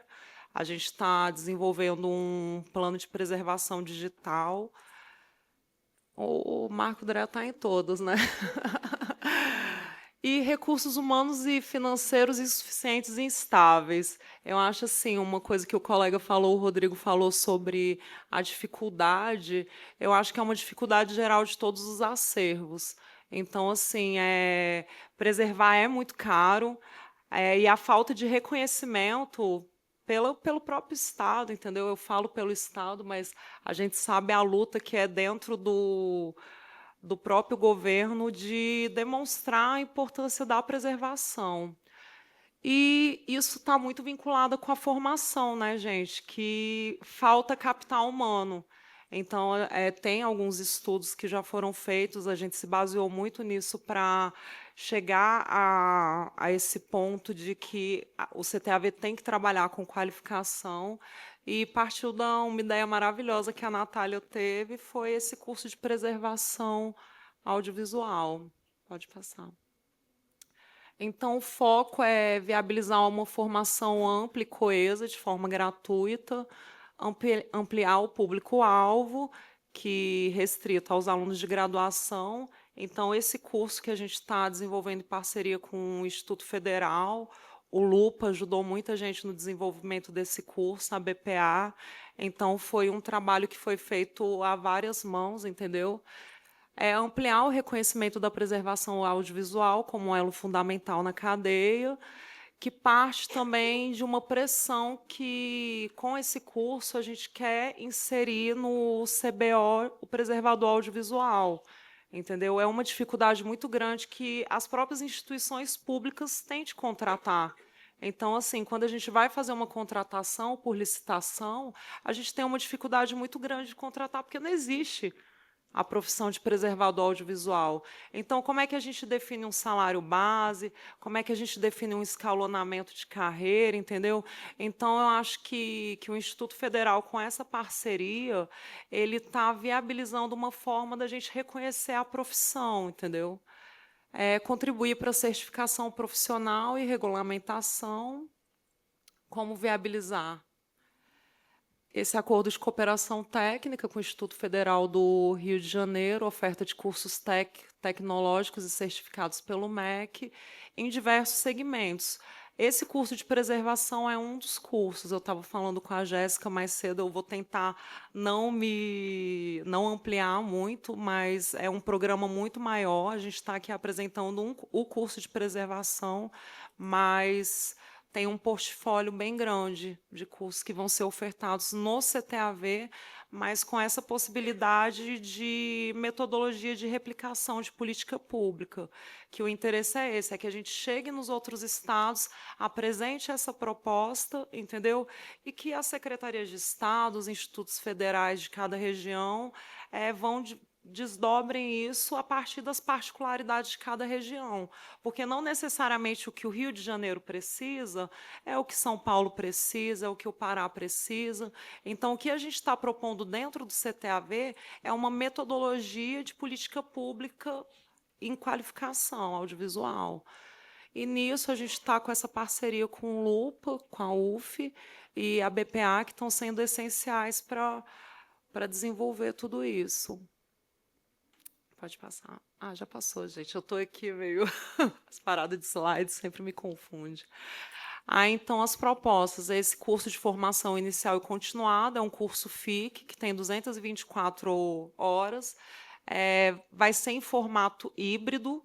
Então, vai ter uma parte do curso online e a outra parte presencial vai ser no CTAV, que parte muito também dessa colocar a mão na massa. Entendeu? Então, as pessoas vão estar aprendendo dentro do acervo e vão sair com uma profissão. A inserção no Rede Certifica, que é para dar uma certificação profissional para quem está dentro desse curso. E os cursos de extensão, que são cursos de curta duração. Só voltando na Rede Certifica, ele certifica saberes também. Então, existe uma banca. Depois que a gente conseguir, são 3 cursos, né, 3 módulos. Depois que a gente fizer 3 módulos desse curso de preservador, a gente consegue não apenas certificar as pessoas que fizeram o curso, mas, por exemplo, tem uma pessoa no MIS que já trabalha há 15 anos, 20 anos com preservação audiovisual. Então, essa pessoa passa por essa banca e ela é certificada como preservador audiovisual. Então, as instituições envolvidas o IFRJ, né, CTAV, Lupa, a BPA. O público-alvo são jovens e adultos com ensino médio completo ou cursando a partir de 16 anos. Ali a gente fala um pouquinho sobre o que é o curso FIC, né, que é um processo de ensino e aprendizado voltado à formação de trabalhadores para sua inserção ou reinserção no mundo do trabalho, visando o exercício profissional. Pode passar. Áreas de atuação. Eu acho que aqui todo mundo sabe, né? Tem um nicho fantástico de mercado. Então, os egressos eles podem trabalhar em instituições, não museus, bibliotecas, cinematecas, arquivos públicos, privados, entendeu? Então, acho que mercado de trabalho tem. O Rafael falou uma coisa de manhã que eu achei bem interessante sobre o mapeamento, entendeu? Então, eu acho que esse mapeamento de onde esses profissionais podem ser inseridos, eu acho que é uma etapa muito importante, fiquei bem atenta a isso, eu acho que a gente pode desenvolver depois isso conjuntamente, para saber onde essas pessoas vão estar trabalhando. Mas a ideia inicial é que talvez a gente comece com quem já trabalha nos acervos. Então, acho assim, é um projeto piloto, a gente não sabe muito bem como vai funcionar, mas eu acho que se a gente entrando em contato, em parceria com as redes, vai dar certo, gente.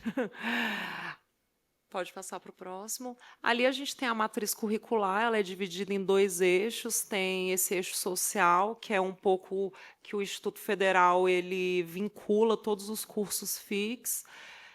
Aí, aspectos sociais e políticos das formas expressivas audiovisuais, suas linguagens e tecnologias, preservação e conservação do patrimônio audiovisual, mundo do trabalho da preservação audiovisual. Aí, processos de digitalização, preservação digital, preservação de película cinematográfica, preservação de fitas magnéticas e discos ópticos, especialidades dos documentos sonoros, restauração audiovisual, preservação de documentos textuais, iconográficos e tridimensionais, e finalizando com o projeto de preservação. Eu acho que eu errei quando eu fui falar dos eixos, né, Felipe? Não, beleza. Depois o Felipe vai fazer com certeza uma fala. Quando for passar o microfone vai falar na mão dele. Você tem que mediar ele também, tá? Porque ele fala pra caramba. Aí, aqui é a inserção, né, do Rede Certifica, que é aquilo que eu expliquei sobre a banca de professores para avaliar e reconhecer as competências e saberes profissionais. Pode passar. E esse é o curso que a gente trouxe para o Cineop, que é do Nagras Plataformas Digitais. O CTAV ele tem essa característica que ele é reconhecido pelo som.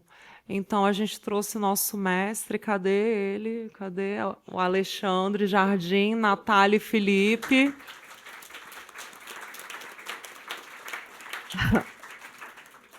Então, vocês vão ter uma imersão em diversos equipamentos históricos, entendeu? Aprender sobre o processo de restauro que acontece dentro do CTAV. Então, nessas duas oficinas, a gente está com uma oficina também de introdução à animação, justamente para vocês terem um pouquinho de imersão do que a gente quer fazer daqui para frente no CTAV. Então, a gente vai dar um pouquinho para vocês. Aqui tem a grade do curso do Nagro, tá no site da Cineop. E é isso, gente. Obrigado. Obrigado, Valquíria. Todos muito respeitosos do tempo, tá impressionante, ó. Todo mundo... 18 minutos, eram 18. 10. Não, vocês dividiram, então vocês ficaram tá tranquilo, nem 10 minutos para cada um, foi menos de 10 minutos para cada um, então tá perfeito. Já vamos abrir para perguntas. Só parabéns pelos 40 anos do CTAV também, né? Esse ano super importante com todas essas realizações, esses projetos, né? Acho que é super importante. Então, com todos os altos e baixos, o CTAV sobrevive, né, gente? É isso aí.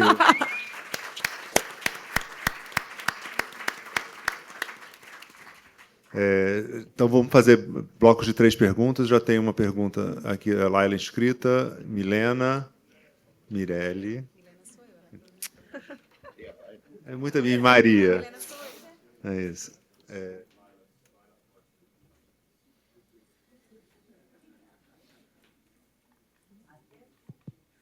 Boa tarde. Queria saudar a mesa, né, e o trabalho que tem sido feito nesses anos todos. Enfim, acho que desde que essa diretoria foi estabelecida, a gente sempre celebrou e trabalhou muito junto, né? Eu acho que, enfim, o processo de criação do plano, acho que foi um processo muito bonito e muito importante ver como, né, a união dessas instituições todas elas vão ramificando, né? Essas questões levantadas pela, enfim, essa bandeira nossa já de muitos anos, né? A Secretaria do Audiovisual, me parece, também tem estabelecido a Cineop como fórum privilegiado, né, de interlocução com o meio. Então, eu vou ter que aproveitar esse espaço para fazer uma reclamação e um convite. Eu acho que a primeira questão, e eu digo isso porque me parece que o projeto da rede ela está muito ancorada numa questão de escuta e participação social. E aí eu quero, enfim, fazer uma pergunta sobre o Conselho Técnico Consultivo da Cinemateca Brasileira. E aí, importante aqui, não falo como pessoa física, né, mas falo como um conselho que foi instituído, não nesse governo, né, mas a primeira reunião aconteceu durante essa gestão. Enfim, tem vários representantes, enfim, IFAM, Ancine, mas vários representantes de associações que eu acho que simbolizam, acho que essa mobilização da sociedade civil em torno do cinema, né. Ele foi instituído de forma nebulosa e abrupta para eu como conselheira, e me parece que existe a necessidade da restituição, né, desse conselho. Então, eu acho que os conselheiros merecem, assim, uma comunicação em relação a isso. O convite foi muito bom também ver todo o planejamento, né, de formação que vocês estão propondo para a rede. Aí o convite o Arquivo Público do Distrito Federal está instituindo um sistema de preservação. É um projeto que também é muito interessante pensar que é um projeto financiado pela FAP, que é Fundo de Amparo à Pesquisa, então pensar também como essas fundações também podem, talvez, trazer recursos para esse setor, né? a gente está conseguindo equipar com mesa enroladeira, Sintel, medidor de acidez, luva, formação de equipe. Eu acho que tem algumas questões muito prementes ali, que são muito prementes para o arquivo, que é a questão dos direitos autorais, né? Acho que você sempre, né, o acervo está ali, mas não se sabe muito bem como fazer isso, e gestão de riscos. E aí eu faço um convite para a SAV conhecer o projeto, né? Ainda estamos caminhando, as enroladeiras chegam dia 2 de julho, os outros equipamentos no final de julho. Acho que aproximadamente setembro, outubro, a gente tem algo bem bonito para mostrar. A gente também está fazendo uma base de dados com o Tainacan, então acho que me interessa também fazer essa interlocução, né? A gente conta com a consultoria da Inês, mas a gente já está criando uma base, né, de inventário, enfim, com toda a complexidade que um acervo, né, audiovisual requer. Então, faço um convite para essa troca, né? Estamos ali em Brasília e vamos nos aproximar. Obrigado. Só pedir para cada um se identificar antes de fazer a pergunta. Agora, Milena, ali atrás.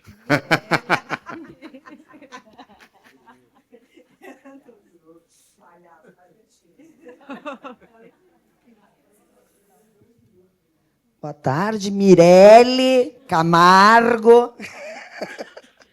Boa tarde, Mirelle, do Paraná, do MIS do Paraná. A minha fala, na verdade, não é uma pergunta, é só um direcionamento assim, diretamente à Valquíria, do CTAV, para falar sobre o Fórum dos MIS, que não foi citado em nenhum momento ali na fala da construção desse projeto, e nós já temos essa organização antes mesmo da formação da rede. Então, colocar o fórum à disposição do CTAV para essa construção. A gente tem já a possibilidade de articulação para fazer esse trabalho. Tá? É só uma apresentação mesmo. Maravilha. Obrigado. Agora, Maria Baiton, ali atrás, Lia. Lá na última, ali, a Maria. Boa tarde, parabenizando a toda a mesa. Muito importante, como já foi ressaltado por outras pessoas, essa parceria da SAV aqui na Cineop, né, de forma reiterada.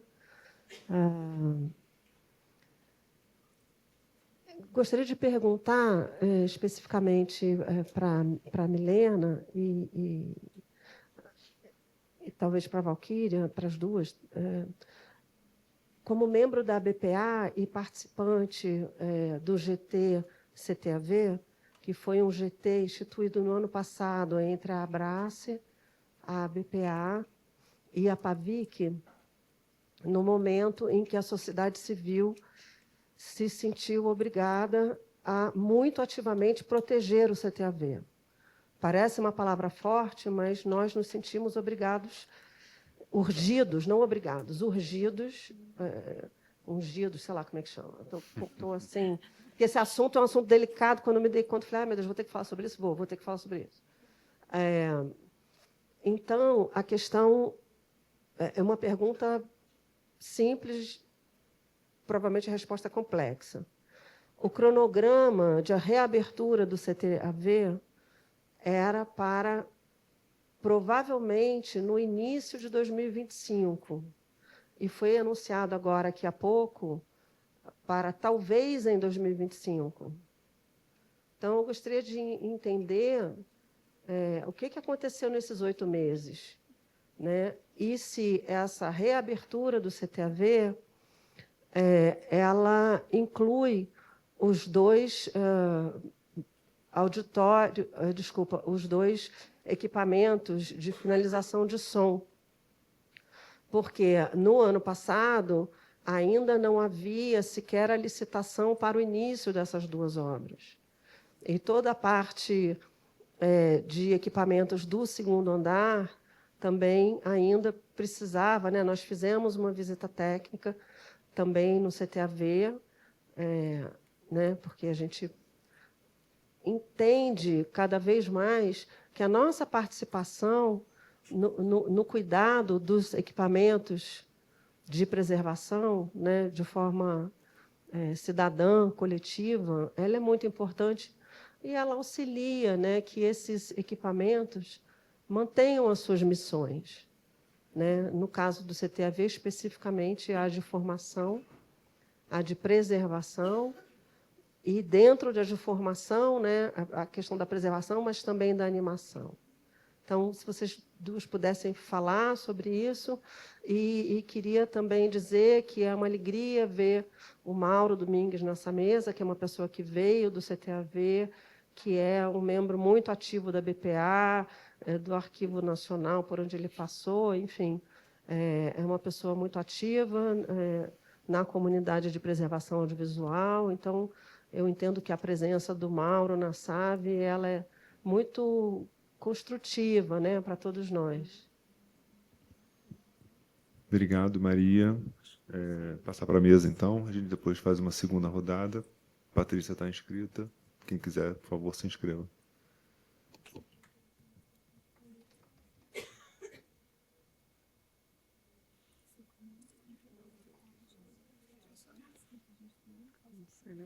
Agora tá. Laila, primeiro agradecer o convite, né? Com certeza o convite ele é recíproco, né? Inclusive para o arquivo estar na construção das questões da rede. Estamos na mesma cidade, então é até mais fácil. Mais alto? Desculpa. Pronto. Desculpa. Em relação ao Conselho Técnico Consultivo da Cinemateca, é uma resposta até um pouco alongada, né? Eu posso falar que até porque tem várias pessoas que participaram, que participam do conselho. A decisão não foi uma decisão da SAV de acabar com o conselho, né? O que aconteceu foi que, tanto é que a gente fez mais de uma reunião, a gente se reuniu por 2 vezes, e a gente fez o regimento interno do conselho, e esse regimento foi aprovado dentro do conselho, e quando a gente mandou, como tinha mudado de gestão, né, foi igual você falou, foi feito em outra gestão. Quando mudou de gestão, a gente encaminhou o regimento interno para a consultoria jurídica do Ministério da Cultura. E quando chegou na consultoria jurídica, eles observaram que o regimento, e não só o regimento, como toda portaria que instituiu o conselho, era nula, porque ela foi construída dentro de um contrato de doação. Esse contrato de doação previa a construção do conselho como contrapartida desse contrato de doação. Então, assim, não foi uma questão, a SAV pediu isso, pelo contrário, a SAV, em momento algum, quis destituir o conselho, né? Foi uma questão jurídica. O que aconteceu?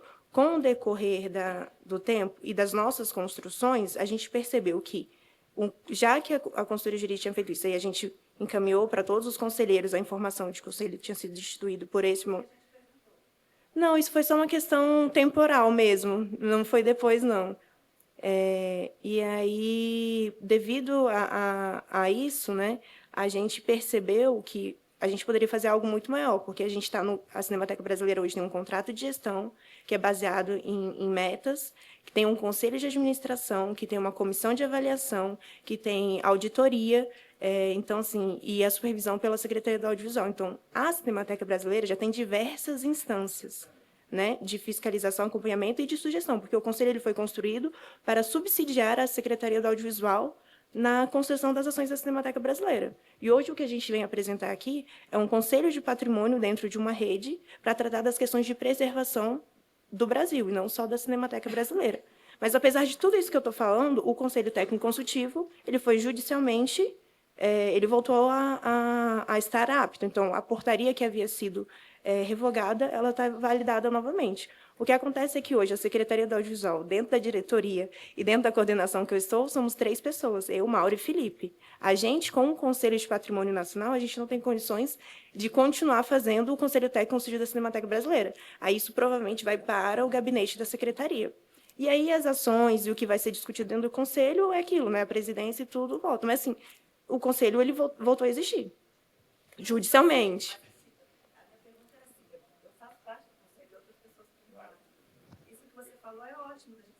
Vai, fala no microfone, Laila. Passar o microfone para a Laila ali, por favor.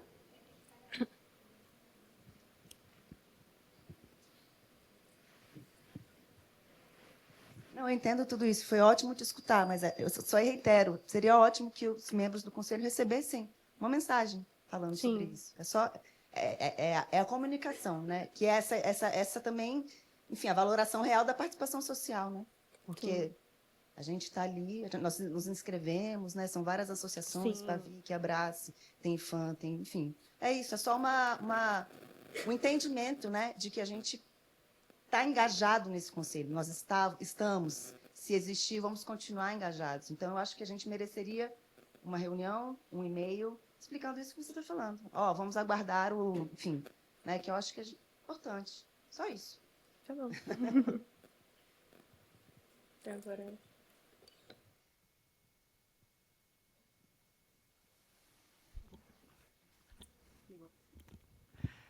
Então, obrigada pela pergunta. A participação de vocês é sempre importante mesmo, a participação social. A pressão social também é necessária, faz parte do processo. E é aquilo que eu falei, eu acho que o CTAV sobreviveu até hoje por causa dessa pressão, entendeu? O que se passaram em outras gestões foi bem complicado e vocês são bem atuantes. Sobre o cronograma, a gente teve que fazer algumas adaptações internas, né? Principalmente na parte de acústica da sala de aula. Então, hoje a gente teve que dar uns 2 passinhos para trás por causa da acústica das salas. A gente vai reabrir o CTAV com uma sala Dolby 7.1, falei certo? A gente vai abrir com uma sala específica de áudio, talvez seja a única da América Latina com essa particularidade. Então, acabou que atrasou um pouco o cronograma de fato. A gente teve o atraso da liberação da LOA, ficou em definição de repasse de recursos. A gente ficou com receio de gastar muito no começo do ano e ter um contingenciamento e acabar não conseguindo pagar os contratos básicos de custeio. Então, a gente recuou um pouco no início do ano, mas a gente teve uma reunião semana passada, né, Milena? E fomos informados pela Secretaria de Gestão Estratégica que o CTAV foi a única setorial que não foi contingenciado. Então, tá gravado, gente? Isso foi gravado? Pega na palavra. Pegar na palavra, né?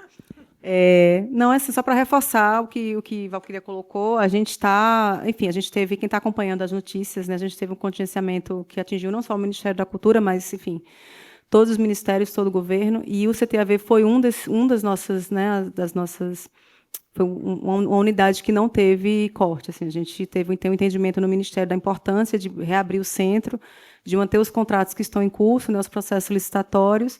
É uma obra grande, Valquíria está assim, com essa cara de tranquilidade, mas é pesado. Inclusive, a gente está fazendo um novo arranjo de gestão, tentando concentrar a parte administrativa, né, no setor administrativo, para que Valquíria possa, junto com o Felipe e com a equipe do CTAV, focar mais nas ações de formação e preservação. Então, só para pontuar isso, a gente não tem data ainda para a reabertura, queria muito chegar aqui e dizer para vocês, mas assim, a gente está, pelo menos a questão do orçamento, ela está garantida, né? Mesmo com o contingenciamento, a gente conseguiu, nessa negociação daí dos nossos pontos prioritários máximos, o CTAV ficou lá no ponto que não sofreu ainda o corte, não sofreu o contingenciamento. Então, vamos seguindo aí na marcha, né, dos ajustes dos contratos, das licitações. A gente está trabalhando com a meta de reabrir esse ano, espero muito.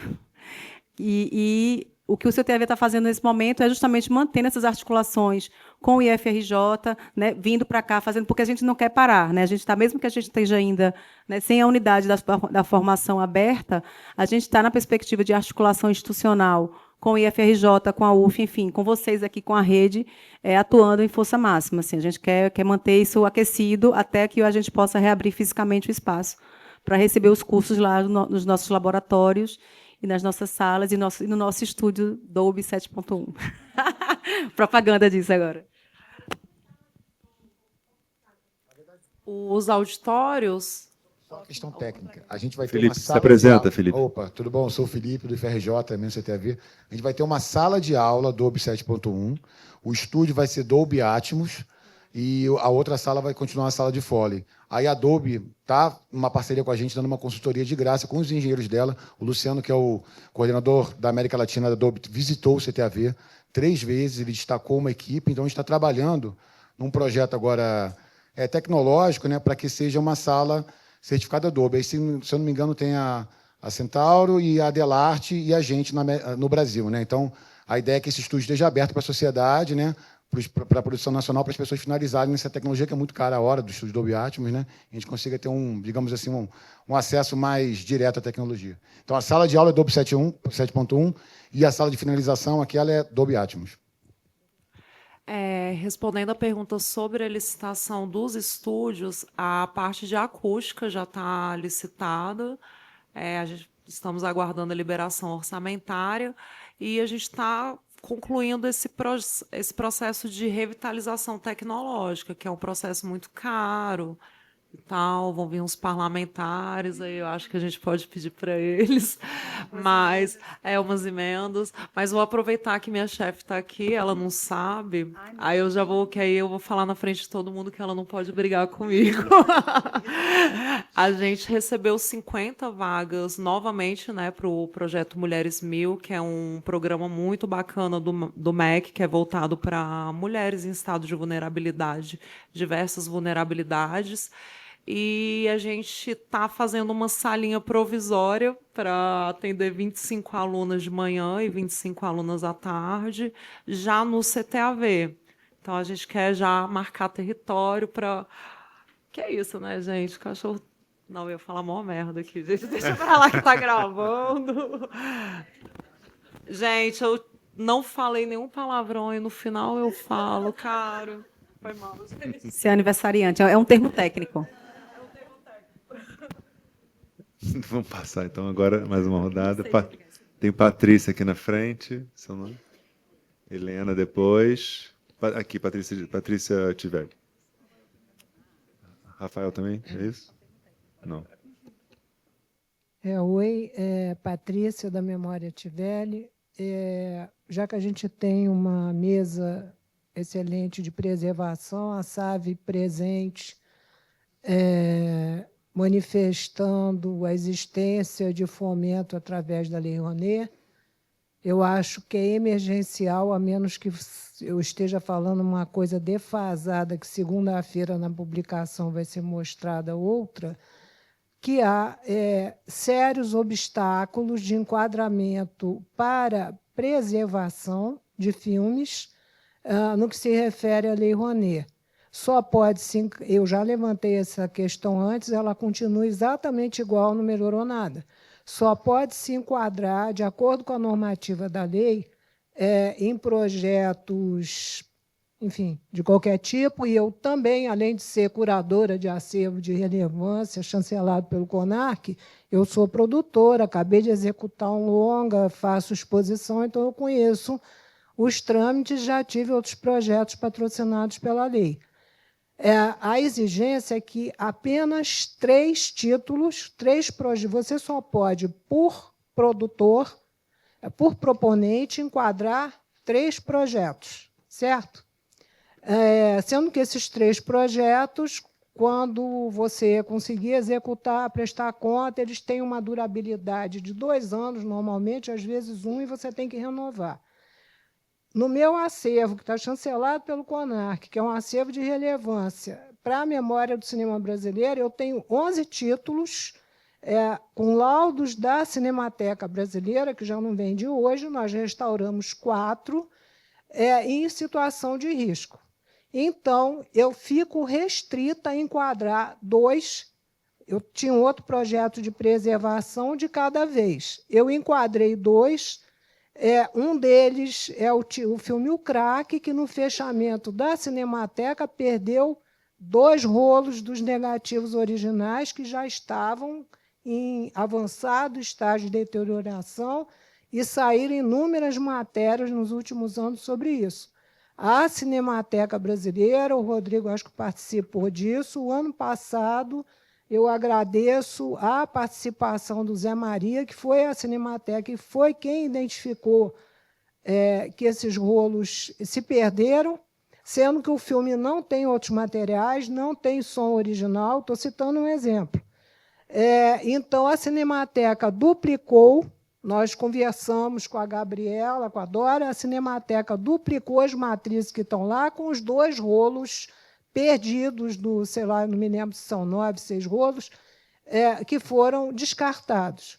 Eu peguei esse agora, isso tem que ser restaurado. Para restaurar, eu preciso, o Mauro acompanhou esse trabalho, para restaurar, eu vou ter que reconstruir esses 2 rolos, além do que eu vou refazer o som e tirar essas imagens de uma cópia 35, que a Cinemateca duplicou, e que a Fernanda Coelho, quando estava na Cinemateca, chamava de cópia baleada, porque veio de como é que chama? De veiculação, mas são os únicos materiais que a gente tem. Eu enquadrei esse projeto na Lei Rouanet com uma certa dificuldade, porque houve várias exigências e está caducando. Acabou de caducar, eu não consegui captar. Então, como é que faz? Há uma renovação automática, está se vendo que o projeto é de relevância, está chancelado, corre um risco grave? Não. Eu agora vou ter que fazer uma corrida de obstáculo, porque são exigidos não sei quantos documentos, eu tenho que aparecer com uma carta de intenção do patrocinador, porque senão não renova a Lei Rouanet. Isso é um ponto e está acontecendo agora, né? O outro título que eu enquadrei foi O Grande Desconhecido. O Grande Desconhecido, documentário produzido por Tivelli, 56, melhor filme em Karlov Vary, de extrema relevância documental, no momento que a gente está falando de floresta e etc., também acabou de caducar a Lei Rouanet. Eu tive 2 patrocinadores interessados, agora eu não tenho a lei, já fui informada das dificuldades de renovação. Além desse fato, eu só, de qualquer forma, mesmo que tenha uma renovação automática, e eu estou me usando o meu acervo como exemplo, porque isso vale para todo mundo que quiser usar a lei.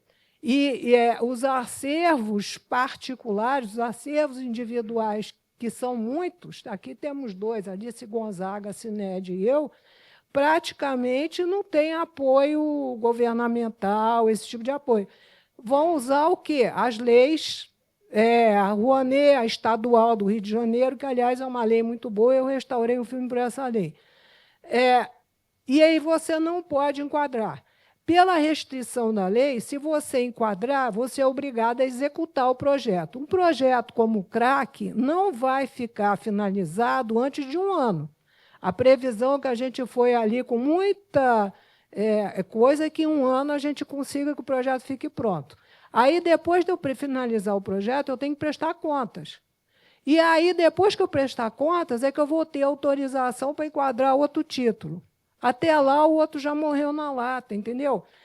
A gente tem acervos em riscos e não tem, de fato, um incentivo, uma preocupação de que isso seja tratado de forma diferenciada. E eu acho que é essa a colocação que eu quero fazer. Dizer, não está na lei, não pode, porque senão vai no Congresso. Na época do Fernando Henrique, eu tenho a impressão que, quando a lei foi criada, podia se inscrever de 3 em 3 filmes ao mesmo tempo, blocos de 3. Então, há escapes para que isso seja feito. De qualquer forma, eu acho que isso é uma situação emergencial. O Alexandre falou que ele estava tentando enquadrar na Lei Rouanet e ele tem um acervo ali em risco. Mesmo que não seja um acervo chancelado, tem que ter uma especial atenção com isso se estamos falando que vamos tentar preservar o audiovisual. A outra questão é que há normativas, eu sei que isso, mas eu acho que a diretriz vem do MINC também, a questão da Paulo Gustavo e da... Qual é a outra? O Aldir Blanc. O ano passado eu trouxe os números, esse ano eu não tenho os números, mas a diferença é entre 2 milhões para executar um longa ficcional, 1,5 milhão para documentário, 500 mil para desenvolver roteiro, 500 mil para desenvolver um jogo eletrônico, um não sei o que do telefone, e 100 mil para uma restauração. A proporção é absurda. Então, assim, isso está vindo a lei, ela obedece uma normativa federal. E a outra questão que eu vou sugerir, a minha sugestão é o seguinte: hoje em dia a pauta indígena, pauta LGTB e pauta preta. São as prioridades em inscrição. Eu sei porque eu participo de editais. Então, vocês colocaram essas pautas como prioritárias. Se essas pautas foram colocadas como prioritárias, por que não pode ter uma quarta, que é a pauta de restauração? Ou seja, você entra num edital qualquer, a Petrobras, sei lá onde, quem quiser que se habilite, a produtora que comprove que ela seja capaz de prestar conta, que ela tem um acervo, que ela detém um acervo, etc., que a pauta de preservação seja prioritária, porque vocês vão estar dando incentivo para os patrocinadores. Então, as minhas colocações são essas. Obrigada. Obrigado, Patrícia. Helena, aqui na frente. Ali na ponta, Elia.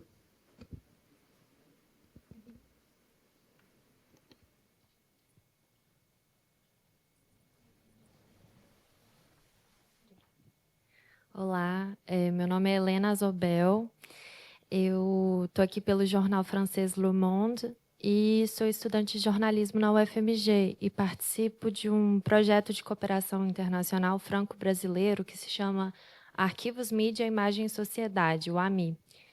E nele a gente está fazendo uma cartografia franco-brasileira de arquivos e acervos audiovisuais aqui no Brasil e em diversos estados. Então, tem Bahia, Minas, São Paulo, Rio.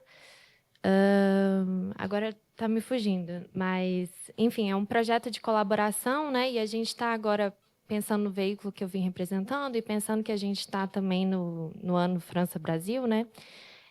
Minha pergunta é mais para a Jéssica. Seguinte, eu queria saber... Espera aí. Se na elaboração do programa de preservação audiovisual aqui do Brasil, vocês tiveram esse intercâmbio de ideias, de práticas também estrangeiras, nesse caso pensando no projeto que eu faço parte, que tem apoio do Instituto Nacional do Audiovisual Francês, o INA, que está bem interessado nas políticas de preservação aqui do Brasil, e se houve essa escuta, essa troca de experiências de como tem sido feito em outros lugares também.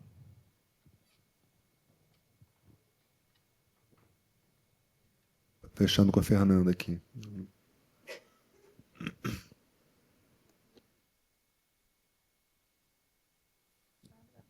Alô? Oi. Agora, para variar um pouco, é um comentário.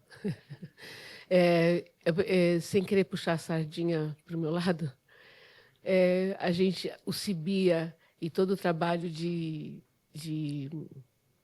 estágios que a gente abriu na Cinemateca, né? É muito bom ver isso tudo frutificando, com uma diversidade que está se apresentando aqui. Fiquei muito feliz de ver o CTAV assumindo essa sua personalidade educadora, que nasceu também com essa... Eu estava lá no primeiro treinamento do CTAV, né? Só queria colocar uma minhoquinha na cabeça de vocês de pensar, da mesma forma que eu falei quando apresentei o projeto da rede, pensar a longo prazo, criar a estrutura para que esses cursos que vocês estão criando, para esses seminários que estão sendo propostos, não morram com mudança de governo federal. A gente tem que ter mecanismos de autodefesa. O Instituto Federal talvez seja um bom mecanismo de autodefesa, né? Mas porque é a continuidade que nos faz eficientes, né? E tudo que se interrompe tem que começar de novo, alguns passos atrás, né? Então, assim, parabenizar todos, e parabéns, Virgínia, feliz aniversário. Valquíria, desculpa. Parabenizar a todos pelas iniciativas, né, de formação, isso é fundamental, sem isso a gente não avança. A gente tem que ter um público que saiba do que a gente está falando, né, e criar os mecanismos de autodefesa para efetivar. Parabéns mesmo, estou muito feliz de escutar tudo isso.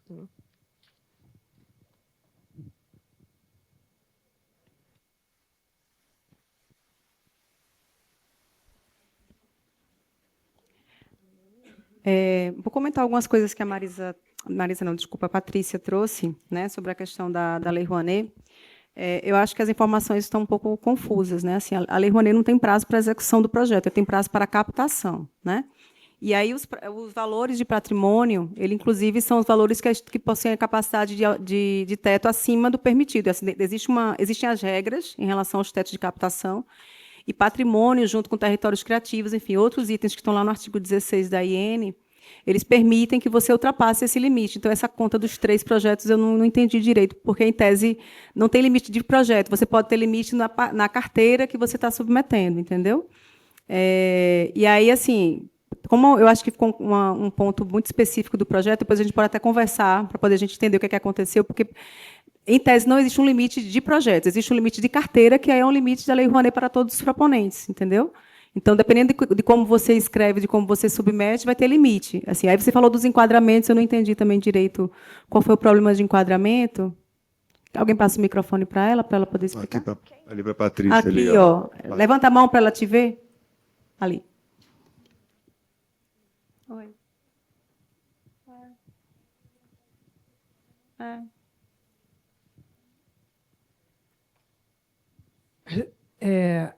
A normativa da lei, o problema do enquadramento, quando a gente fez, não extrapolamos os valores, teto, referência da Lei Rouanet. Não foi isso que aconteceu. Tá.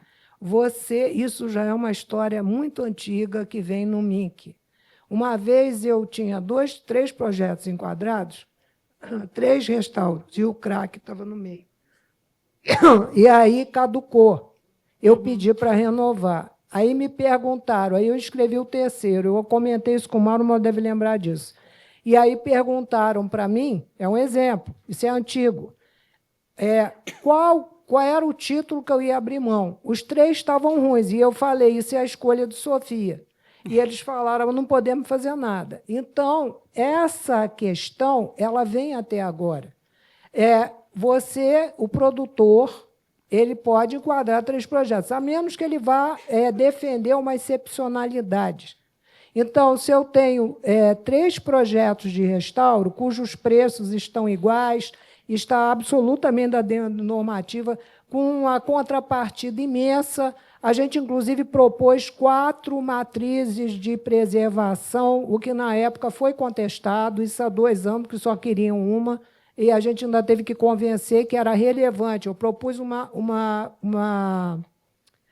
master de preservação, além do exigido na Cinemateca, eu propus na Cinemateca de Curitiba, na Cinemateca do MAN, e acho que foi no Arquivo Nacional. Eu sei que eu propus 4. Né? E isso, inclusive, foi motivo, na época, de indeferimento, que preferiam que fizesse outra coisa. Então, isso me parece que já houve uma mudança nesse sentido, porque a intenção é que você preserve, pelo menos a mim, como produtor, curador e preservador do acervo, que eu tenha a imagem um lugar para que ele seja preservado. Né? Olha o que aconteceu aí com a gestão passada governamental, fecharam. Eu mesmo não tive acesso à Cinemateca quando estava recebendo a chancela do CONAC. Não tinha como a gente entrar, ter laudos. Né? Então, há uma exigência de que cada produtor proponha 3 coisas. Se você propuser eu não posso pegar 3 títulos, 3 longas, e propor, porque eu vou estourar o teto. Então, eu tenho o direito, como proponente, como pessoa jurídica, a fazer a propositura de 3 projetos distintos. É a atual lei. Eu não tenho autorização para pegar 11 longas com laudos da Cinemateca que mostram que eles estão em risco e fazer uma proposta, no lugar de eu fazer 3, eu tenho a chancela do CONAC, eu faço 11 e eu tenho autorização, não como um bolo individual desses projetos para poder captar recursos e executá-los. É essa a dificuldade, entendeu? E isso se mantém. A segunda, então, o que eu quis dizer é necessário que vocês que estão no MIC que agora vocês têm essa diretoria de preservação, que o Mauro, com toda a honra, que ele possa, que ele com certeza ele vai trazer muito para a preservação, no sentido de conscientizar essa questão, se vejam que há uma coisa emergencial que tem que ser mudada, que é excepcionalizar os acervos que estão em risco, principalmente os acervos que já são chancelados. Já está lá dito que é acervo privado de interesse público, entendeu? Que eles tenham uma excepcionalidade, desde que comprove a execução, etc., que tem que ser comprovadas, para que possam fazer captação através dos recursos da Lei Rouanet. Isso não existe. Só se isso foi feito anteontem, entendeu? Porque a semana passada eu fui olhar com a produtora, a gente estava com interesse de um proponente, enfim, de um patrocinador em cima de um dos títulos, e aí você tem que entrar com a documentação toda de novo, e já caducou há 2 anos, então é isso que eu estou falando. Eu estou com acervo em risco, eu estou tentando me virar, a gente está sem entrada de recurso, a gente não é uma instituição patrocinada por uma entidade estatal, que é um outro fato, a gente não tem recursos, salários e mais não sei o quê, e aí eu vou ter que, se eu não arrumar um patrocinador que me dê uma carta de intenção, eu não consigo reenquadrar. E já foi enquadrado, entendeu? Então, o prazo não pode ser o mesmo prazo. O projeto é enquadrado hoje, daqui a 6 meses, 1 ano, às vezes, ele caduca. E aí eu posso fazer uma prorrogação. O certo é ficar 2 anos. Aí, quando você não conseguiu captar 2 anos depois, azar o seu. Isso já me aconteceu inúmeras vezes. Eu não estou falando uma besteira, eu estou falando uma coisa muito séria. Entendeu? Eu já tive patrocinador no final do ano, em dezembro, que pediu, cadê a lei? A lei tinha caducado 1 mês antes, e ele direcionou o dinheiro para outro projeto, e era justamente para restaurar o crack. Então, o que eu estou trazendo, que é uma coisa que eu acho bastante séria, é que vocês, sei lá quais são as normativas, se tem que juntar, mandar para o Congresso, o que tem que fazer para mostrar que a gente está aqui o tempo todo falando em acervo morrendo. O que nós vamos fazer para salvar os acervos? Então, uma coisa bastante séria é que a lei passe a tratar os acervos como diferenciados, como situação de emergência que necessitam de recursos, e que as proponentes, seja pessoa física, jurídica, nem sei se pode pessoa física, mas, enfim, pessoa jurídica, seja uma entidade, sei lá o quê, tem um olhar diferenciado. Isso aqui é uma questão que tem que ser priorizada. A outra questão que eu coloquei foi, existem pautas agora que foram estabelecidas por você. Prioridade LGTB, prioridade índia, prioridade preta. Por que também não entra, já que temos acervos em risco pelo Brasil todo, prioridade de preservação? Quem propuser um projeto de preservação entra numa cota, entendeu? Para ver. Eu, por exemplo, coloquei esses 2 restauros na Petrobras e não entraram. Ou em qualquer outro lugar. Deveriam ter entrado pela relevância dos filmes. E assim como o Alexandre, sei lá onde, e outros, tem vários outros. O Roberto Farias está com problema no acervo, porque eu conheço. Essa foi a colocação. Patrícia, Entendi, obrigado. Patrícia. Patrícia trouxe várias informações, né? Bom, assim, acho que é importante, né, para quem não lida com a Lei Rouanet, todo ano a gente faz uma atualização da gestão normativa. Então, essas regras que você está falando, assim, todo ano muda, né? A gente faz uma análise, existe um processo de escuta, de audiência pública, de conversa, de consulta pública que a gente faz. A gente discute também com o setor, então a gente faz, anualmente, a gente muda, enfim, a gente faz debates importantes e faz atualizações em relação à lei. Em relação ao patrimônio, inclusive, a gente fez um alinhamento com a coordenação, né, de política de preservação de Jéssica para trazer os normativos referentes ao tipo de material que deve ser entregue, justamente para fazer um alinhamento com com a Cinemateca, mas assim, essa questão, né, do diferenciamento da política para patrimônio, assim, ela já está presente na IN, quando eu falo de Rouanet, né? Então, por exemplo, hoje, patrimônio, ela é uma linha que são produtos que estão no artigo 18, ou seja, que tem 100% de captação, né, possível. É uma linha que está acima da perspectiva dos tetos estabelecidos pela lei, elas podem ser superadas para os projetos de patrimônio. Então, o que existe hoje, Patrícia, é o teto da carteira do proponente, que pode ser 10 milhões, pode ser 15 milhões. A gente já teve restauro de coleções inteiras. Então, assim, essa informação de que só pode fazer um filme por vez, ela não está condizendo. A gente pode depois conversar, quando acabar aqui, porque é um ponto muito, né, específico, a gente pode conversar. Mas assim, a gente já teve projetos de restauro de coleções de cineastas, assim, vários filmes. O que vai importar aqui não é quantos filmes são, mas sim o limite da carteira. É esse que é o ponto. Então, eu acho que a gente pode depois conversar mais pontualmente, para a gente ver depois quais foram os projetos, e reforçar que o prazo, realmente, o prazo de captação é 24 meses, porque passa o prazo, você não capta, então o projeto não anda mais na esteira do SALIC. Isso é uma mudança importante.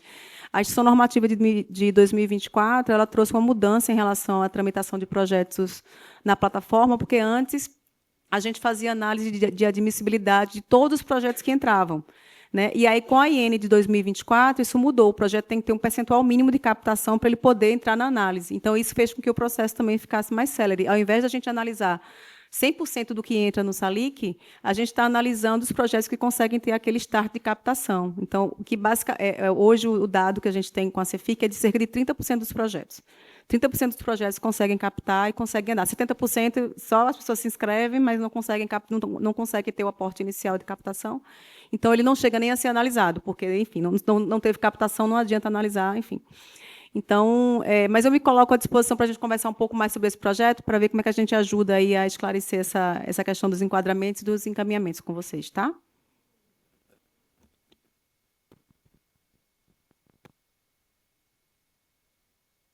Cheguei a essa conclusão. Helena, né? Primeiro, parabéns pelo projeto, né, que você participa. Com certeza a gente gostaria de conhecer mais, né? Em relação ao nosso programa, né, foram várias etapas, né? Então, no ano passado, a gente tinha um GT de preservação, que tinha as instituições do Ministério da Cultura, que tem acervo audiovisual, e o Arquivo Nacional.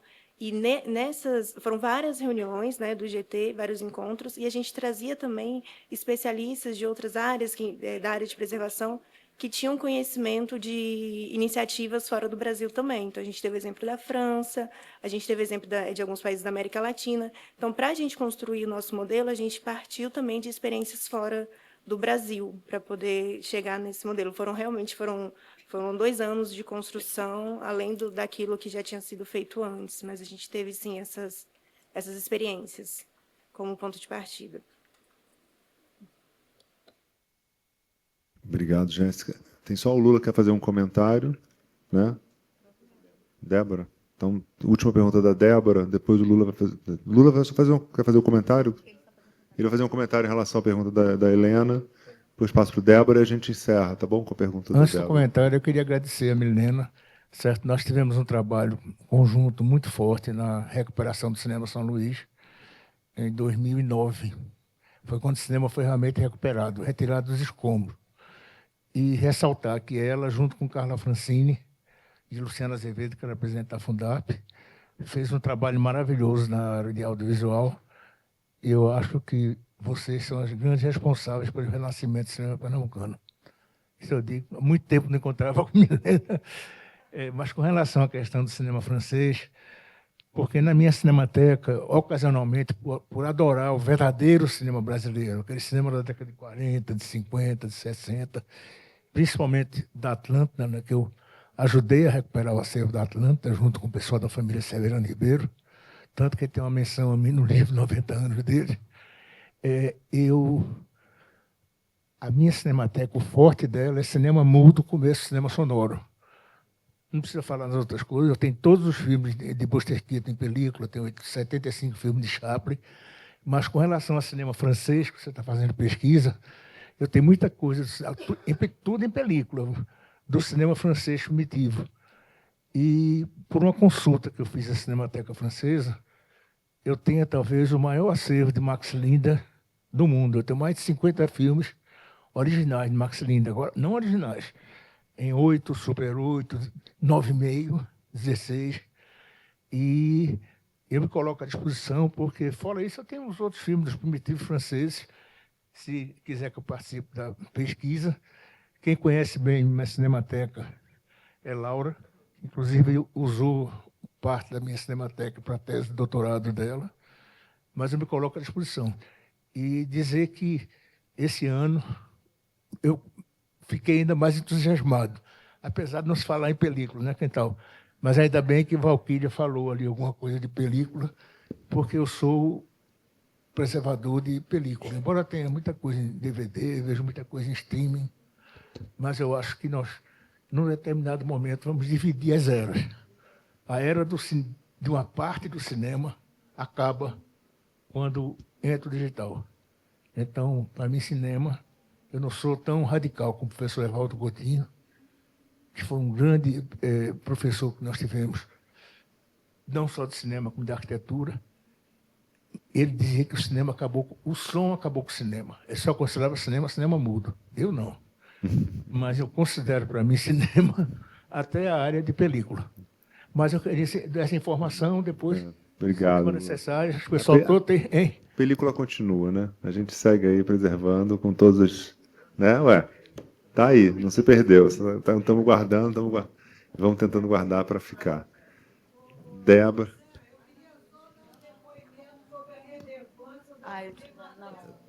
Deixa. Poxa, Patrícia, deixa Patrícia, as só um pessoas instantinho. falarem, por favor. Depois a gente já está muito avançado na hora, Patrícia. Então, O meu comentário é realmente, de fato, bem breve. Só queria ressaltar, primeiro, parabenizar essa mesa linda, né? A gente que está aqui há tantos anos acompanhando, né? Todos os desafios que a gente enfrenta, ver o resultado, né, de tudo isso materializado é muito né? A gente fica até emocionada. E assim, eu queria ressaltar, né, parabenizar, né, a iniciativa do CTAV por esse curso e também ressaltar a importância do Certifica, né? Nós, como os profissionais de preservação audiovisual, que não temos, né, nenhum tipo de regulação da profissão, né? A gente sabe a dificuldade. Eu tenho uma empresa, né, que atua de maneira independente, e a gente sabe de toda a dificuldade. Eu acredito que isso vai ser um passo assim muito significativo. É importante a gente celebrar isso, ainda mais podendo certificar, né, profissionais que já atuam na área há bastante tempo. Eu acho que isso pode ter, né, desmembramentos, né, e vai ter muita consequência a partir dessa ação. Então, acho que é importante ressaltar esse fato de, né, ficar muito feliz de ver o curso, né, ter essa dimensão também, podendo trazer esse reconhecimento público da profissão de preservadora de visual. Obrigada, gente.